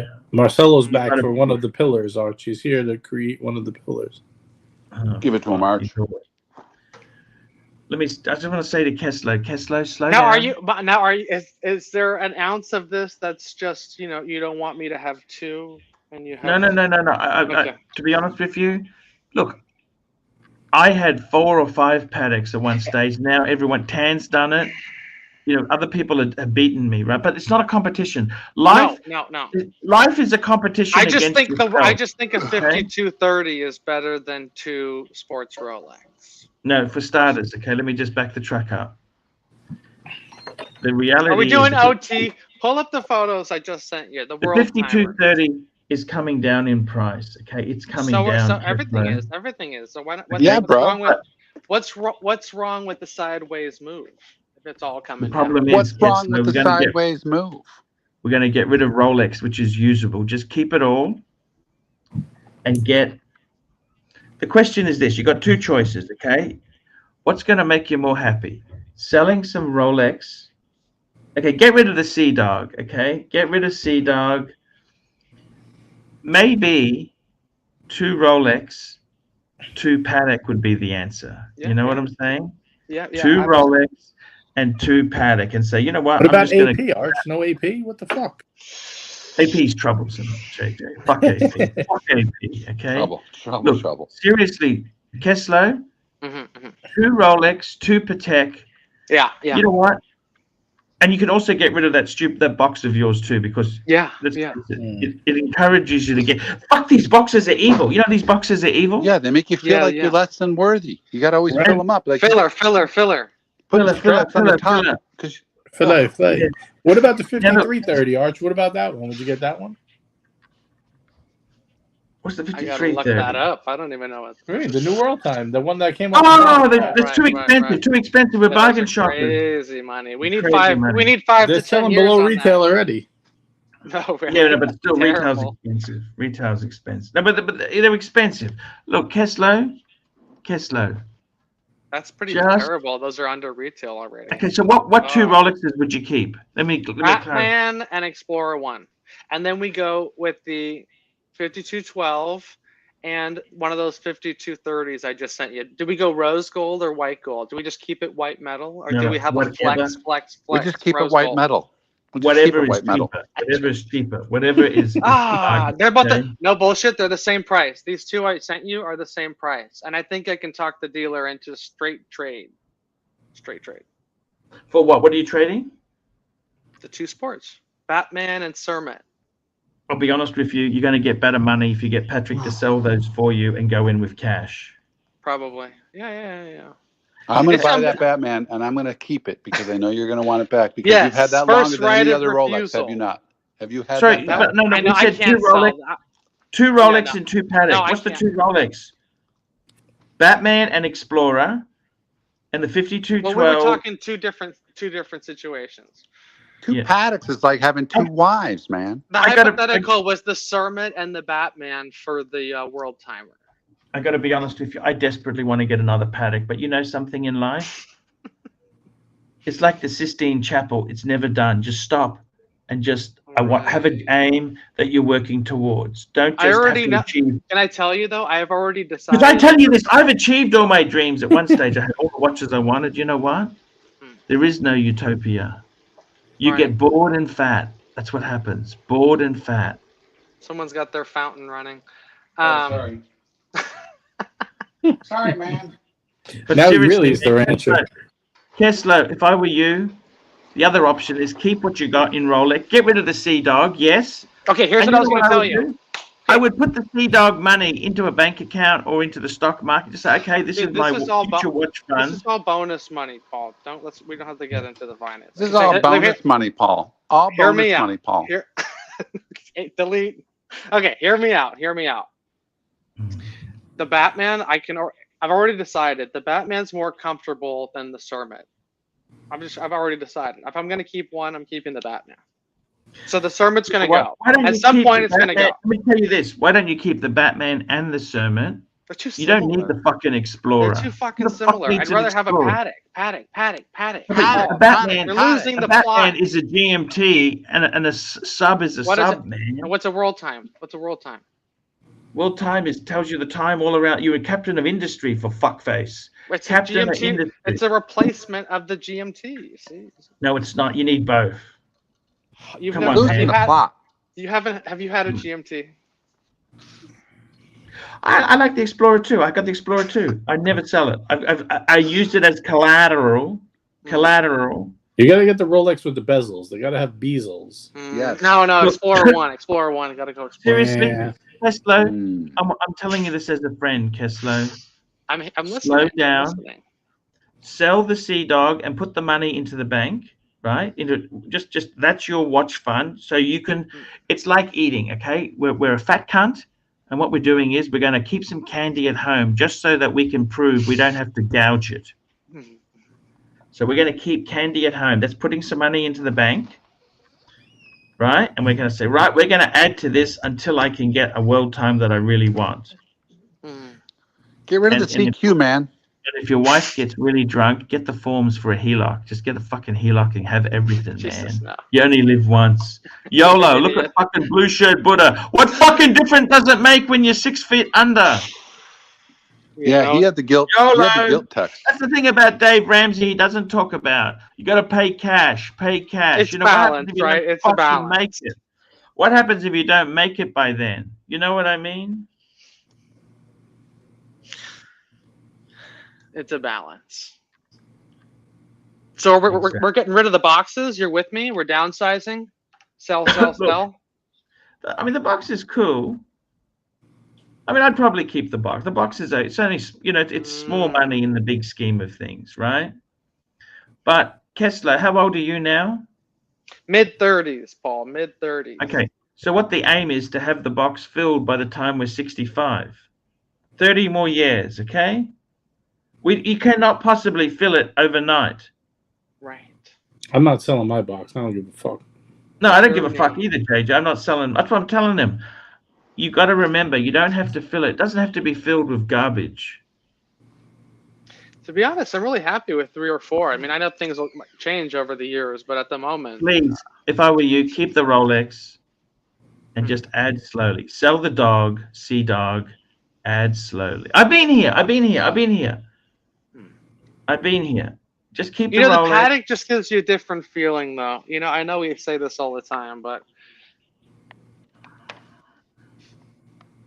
I don't know. The problem is, if you got the paddock, then you want your Rolexes back. I know, right? Yeah. That's always how it goes. Hey, guys, let me tell you this, guys. Seriously, just be cool, okay? Don't worry about. Arch, Don't how much worry of a super about- chat do we need for another half hour? How much? Why do you say that? I'm just curious. We need some super chats. Bear's not here. I'm We having need help. fun. I'm having fun. You're having fun. That's good. No, I'm just chatting. I just want to give Kessler some Park advice. He says, benching. "Don't We're worry." park benching. But 50 just bucks, want Arch, 50 bucks, we do another half Tesla, hour. I've been there. You know what happened? I fucking sold Arch, you're everything. missing the plot. Arch, you're missing the to get plot. Paddock, Bro, right? when I see you know your what? identical JJ's making an Patek- offer. JJ's offering 50 you. bucks for a half hour, Arch. What do you think? Sure, we can do that. All right, guys, if you want another half hour, let's do it. Let's do it. Could be cumulative. It doesn't have to be one person. Paddock. We're talking Patek, baby. JJ, I got to tell you, man, the box itself, I love my box. But you know, the crazy thing is, I got so obsessed. I was actually trying to buy a second LV box. Yeah, you got really into it. Oh, fuck, man. It was like a fucking... And thank God, by the time... Well, we got $3. 47 to go. 37. We got Patel Philippe, $1. We got John C, $2. The Amiga. Man on the Moon, the best starter for a box. I love the Man on the Moon. Seriously, Man on the Moon is a great watch. Did you get rid of that yet? I've I know offered it was a it gift as and all. collateral. Listen, if it wasn't a gift, would you have dumped it already, or are you just trying to work it out the back door with a trade kind of thing, collateral? No. I'm getting it back. I want it back. I really do want it back. I was actually going to give it to my son, my 17-year-old son, when he turns 18. It's a coming of age one. It's too big for him. Oh, this guy does bodylifting. He does bodylifting. He's fucking. The guy could knock the shit out of me. Can he lift you? I don't know. I'm fucking 300 pounds, for fuck's sake. Nobody can lift me. Fucking dead. You know. I tell you what, I went to a foot massage yesterday, Chinese foot massage, and the fuckers are all. I asked my friend, what are they saying? They're all running bets in the store. How many fucking pounds I am? Some cunt said I'm 330 pounds. What a fucking asshole. Is this in a different language? Yes, in Chinese. Is this Who the heard massage? The massage Cantonese. place with the fish, where the fish eat your. No, there's another one. You put your feet into this hot bucket, but that's another story. It's another story, guys. You're gonna have MRSA. We got You're gonna Pavel, definitely have MRSA. $2. Thank you, Pavel. There. I got to tell you, Fucking Kessler. Chinese MRSA. Oh, look at this. 20, Arch. We got 30 to go. Here we We go. got 15.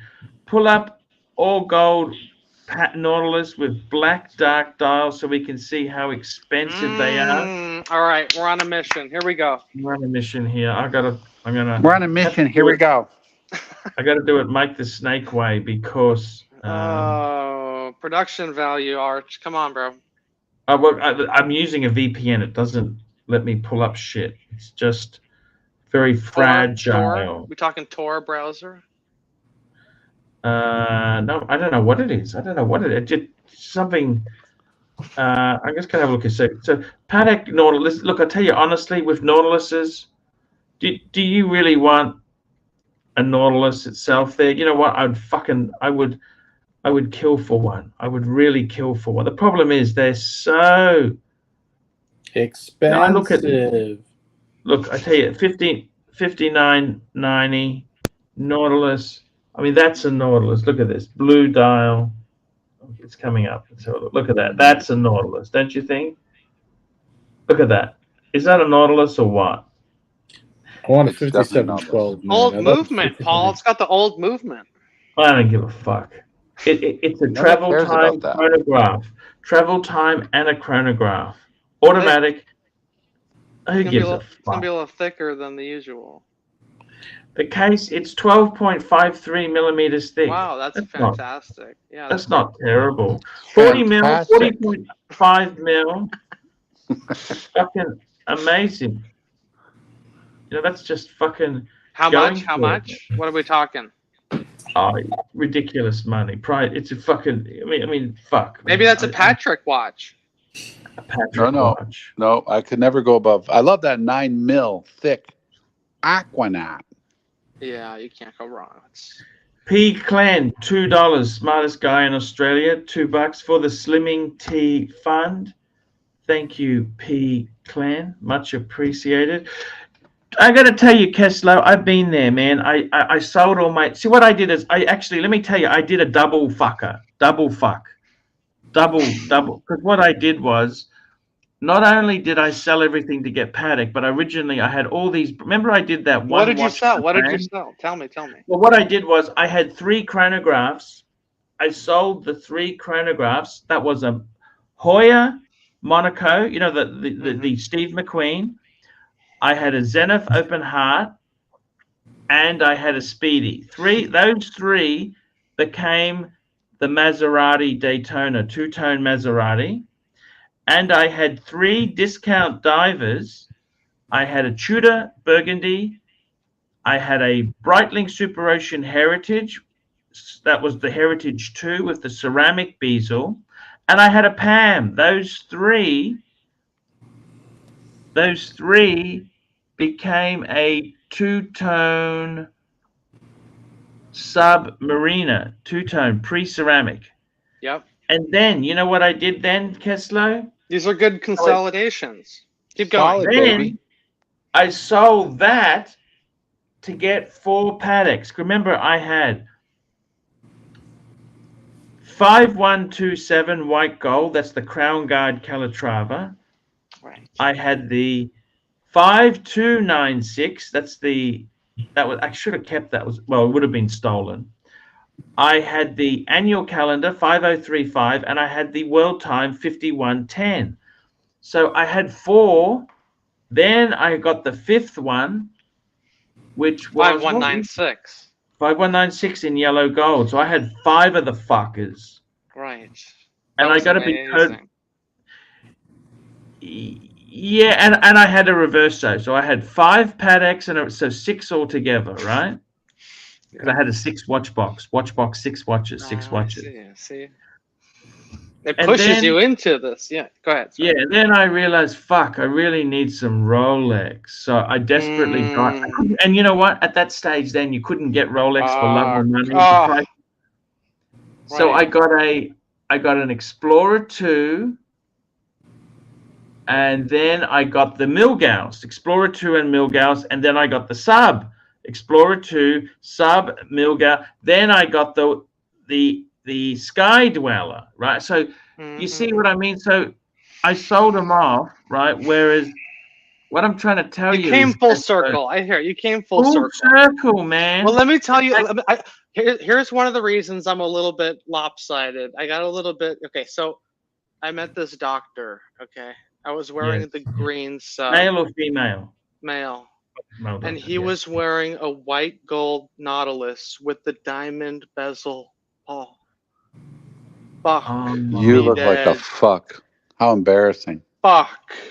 Paul. Jeez. And you're like, no, I'm Paddock. Hey, man. I go, bro, what a nice Nautilus. That's amazing. He goes, what are you wearing? And I showed him the green Sub. He goes, that's nice. Yeah, but it's a high point. How do you think I feel? I met Terry Stern with a fucking 40 mil Explorer 2 on. That was darn ugly. See, it's scarring. It scars you. Kessel, you had how quick? The Paddock. It was how quick did you tell him? Kessel, how quick did you tell him? Trust me, I have 2 Paddocks at home, bro. I got 2 Paddocks. That's Paul Pluto. That's Paul Pluto. Oh no! Would you ever get Paddock filler? Would you ever get some Paddock filler? Let me tell you some options you can do there. You can get some like filler. 5196. That's 5196. Because that's these numbers. These numbers again. 4 numbers. It's the simple two-hander with the small seconds on the bottom. Yeah, what's wrong with that, 37 man? mil. 37 Get mil. it in white gold. Get it in white gold. You'll be happy.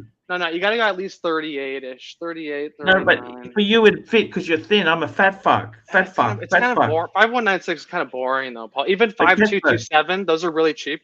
You can get those like mid-20s. You know, the all black 40 mil. The Opaline's even cheaper. The Opaline's even cheaper. But when you look at it, it's like fuck. It's kind of just a boring. It's a boring. You don't want to get boring Paddock. You want. But we did ask for the super chats. We asked for super chats. Uzi sent a nice super chat, and none of us have the ability to put the yellow gold Paddock up there with the black dial. Do we? I guess JJ. Are you the only one, JJ, that can do it, or you can't even? Do what? Say it again. I'm sorry, I didn't hear you. Uzi super chat. He wanted the yellow gold Nautilus with the black dial. You want me to pull it up or pull up? Well, Arch can't because he's mobile. Nautilus with black dark dials, so we can see how expensive they are. And we just weren't able to do it. I'm actually on my iPad right now, so. I don't know if you have the keys to do it because I'll I see don't. if I can. I'll see if I can do it on my phone. Because he sent a big super chat. He did send a big super chat. Black Dial. I got to tell you something. Oh, go ahead. Sorry. I got to tell you. Look, the thing you got to remember is maybe an Aquanaut is your style. You got to go Diego. What do you think of that? That ship has sailed. I was gonna get an Aquanaut when they were like $25,000 in like 2017, but I bet you regret that, don't you? Oh, so that's the reason you want to pay up. Even that, it was like $6,000 over retail. I was like, fuck it, I'm gonna wait, and it just. So I got sour. What about one of these here? I love an Aquanaut. How could you not? Of course I love it. It's just it's one of those that got away. It's in the stratosphere. Yeah. It's impossible to get. If I can get it, of course I'd take one. I mean, I'd love it. The other thing is, why don't you look at that watch reporter? He's got a whole lot of filler. Why don't you get some 70s Pateks? Filler, man. Fill that box. Fill that box, man. Burn. Arch, I was cracking up today. I was pulling out of the supermarket, and guess what comes pulling in as I'm pulling out? A convertible, like 2008 Bentley. I said, "Is that watch reporter in there?" I was cracking up. They have sticky buttons. Do you reckon they look cool, a 2008 Bentley, or not? To me, no. Okay. Why? Because you know how old it is, or what? What's the reason? No, it just looks dated. I don't know. It's not dated. Fuck. You got to give them credit. That perpetual calendar is Can I tell you what date it is? I was wearing that two-tone Tag Heuer quartz, the link. I went to the upmarket store, and I was with my friend, and I said, I got one of these LV boxes, and a sales assistant looked at me like I'm cheap, some cheap, fat Miami kind of grandpa. You know what I mean? Yeah, I believe you. Definitely not a baron, not an aristocrat. You know what I'm saying or not? Like I kind of felt it was 1986, or they want my couch and they want the watch back. 1996 is, that was so not that long ago, man. It just makes me upset. That's all. It just makes me sad. Keslo, please, my advice to you, young man. You don't have to achieve everything instantly. You Americans want everything instant. Instant gratification. That's why the watch market exists, because people churn and burn.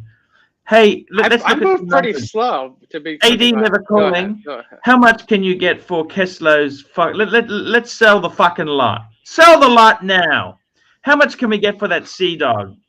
Listen to Keslo backpedal on that. You don't want it, do you? Do you want it? Yes or no? We're selling. I'm thinking around 6. Sea Dog. Are you selling the GO as well? Yeah, that's right. The glass suit That's original, it, the Sea yeah. Dog. That's it. That's what it is. Okay, I thought it was the. Full set 2020 with warranty from the factory, fresh from service. Fresh from service. That's true. On, well, that's good. Let's get some realism. This is going to hurt him. This is going to hurt. Come on, give him a wake-up pill, AD. Never calling. He knows what he's doing. This guy's a very successful man. Look at him. Okay, what would you give him for it? The Sea Dog. He's shrewd. Yeah. He's shrewd. I wouldn't buy it. I just wouldn't buy it. But 3.5. Hey, 3.5. 3.5. A friend of mine had the blue one, and he offered me 5, and he said no. Sorry. I just don't like it. I had it. I didn't like it. 5? Maybe. If Keslo gave it to you on consignment, could you sell it? I'm not in the business. Come on, man. That's what people say who are in the business. No, Okay, but you gladly sell his Starbucks for him, wouldn't you? Oh yeah, that's easy money. Those are easy. Okay, of course. How much could you get for the Starbucks? Let's talk. I don't know. Now. I would have him make a phone call and get a good offer. What do you think the money is? What's the gut feel? Just give me the fucking gut feel. Come on, I don't even know. Okay. I'll say 13 on the Starbucks and 14. What year's your Batman? He doesn't want to sell the Batman. He doesn't want to sell the Batman. I'd say 13.5, 13 at the highest, depending on the trade. If you traded 13.5, 14, but probably not. So you're looking 13.5 and the start. And okay, so we got $5,000 for the Sea Dog. You're gonna have to sell it yourself, Kessler. Put it on fucking Facebook forums. That's what you fucking need to do. Grow a set of balls and sell the fucking thing yourself. We're trying. You know to what? now. And if you go to a really sleazy bar, take a gun with you, okay? You understand? Kessler with a gun. That'd be funny. Hey, man. Mike the Snake's rubbing off Hey, on you. man. Hey, man. I'm loaded. Now, Back off, bro. Kessler. Okay, so we've raised 18,500. Is that enough to get us a fucking world time, or you got some savings, or what do you got, man? Oh, I see where you're. Do the back. Come on. Like you said, it doesn't have to happen at this moment. We can wait. Oh, come on. The way we get there is with the Batman. Stalling, man. You're stalling. You put a credit card. Batman. Let him answer. You got a credit card or not? You don't have a credit card or what? Doesn't it work? Or you got to ask the ball and chain? I graduated from the Dave Ramsey Academy. We don't do the. You have no credit cards? Well, you pay them off at the end of the month. You know. You learned that lesson, didn't you? You got to pay them off at the end of the month. It's nothing like having a hidden balance. You get the points, but no. You get your partner's surprise. You know. So you're paying 20. You're paying 27% on your world time. Credit card. I got low interest credit cards, 13.9. Still, Jesus. Okay, so I think you're losing money. Come on, we're not getting out of it. This is like sex with a hooker with herpes. Fuck me dead. He's losing his erection. Keep it up, Patrick. AD, you got to keep it up, man. Come on, a little bit of legs. You use the credit card for the points, and then you pay it off. Come on. Okay, Paul. so wake up. Is that what you would do, or if the right paddock came along and you were all in on it, and you thought, if I could I'll use the Batman for this one. And then I can always buy a Batman again. Would you do it? Sometimes we do that, but then your name's on it. Or do you just go credit card and pay it off? Because the Batman most of these gets you dealers there. don't take fucking credit card. They charge extra for that shit. So what? 2%. You gotta go bank wire. No. I need to save. Yeah, Savor. Doesn't the security mean anything? 2%. Hey, it's worth it. We have landed the plane. The fantasy has evaporated. Pavel, $10. Pick up your skirt, grab your balls, and let's make some money, Kessler. Here we go. We're going to wrap the show up there. We had a real bumpy landing, JJ. He's not prepared to use a credit card. Fuck me dead. Well, you know what? You don't have what it takes. You know what? You need the security of the credit card. Those bank wires, you send the money, it's gone. You need the security of the chargeback. Back 6 months ago. 6 months ago, I tell you what, I had paid off credit cards. I had 50,000 in term deposit. This is Aussie, 30,000 US. And you know what? I blew the lot. I blew the lot. Can I tell you that? I blew the lot. You know why? World timer, baby. I want watches, okay? I want watches. I want to fill my box. I don't want to put fucking straps in my box. I want to fill it with fucking watches, okay? Big size, chunky man watches. Kessler, you've deflated my erection. What's wrong with paying 2%, man? 2% to use a credit card. Hide it from the wife. You know what? That's dinner, bro. That's dinner. Free dinner. You know what? If she tells you, hey, I noticed the credit. Yeah, honey, I wanted to buy something. What are we, Dave Ramsey? What are you, Dave Ramsey? Come on. Your wife's Taiwanese. Just tell her. Taiwan's based on borrowing and excess living. Is it? Come on, man. You got another super chat there, Raj, from the Tan. Surgery capital of the world. Patel Philippe, $2. One more WhatsApp message. He wants me to do something. Oh, yes. Sorry. 1 more minute. I got to go and tell Tan the man. He wants me to do something. I'm actually also, he goes, we're linking. Make sure to talk some shit about Tim. By the way, guys, Tim, that's a real cunt of the world. He is a fucking arsehole. The good thing about Tim is that no matter who's friends with him, eventually he burns everyone. Guys, We're linking. Tan has picked the link. I don't know where we're going. We're Stay going to the tuned. colony, Arch, the watch colony. We're going to the colony. That's right. JJ, I'll be back. Thank you so much for the fundraiser at the end. That's been fucking slow. JJ, you have a shingle. You now have permission to fundraise for London. Make it happen, JJ. Make it happen. Yeah, we'll see. If the punters want me there, I'll be there. Let me tell you this. I'll even make an incentive. JJ, if you go to London, I'll wear the world time. Ooh. Cool. I like it. Okay. There we go. You go to London, I'm wearing the world time. Okay, guys, that's the show. Have a great day. I love yous all. Thanks, bro. Thank you. Good one. Great show.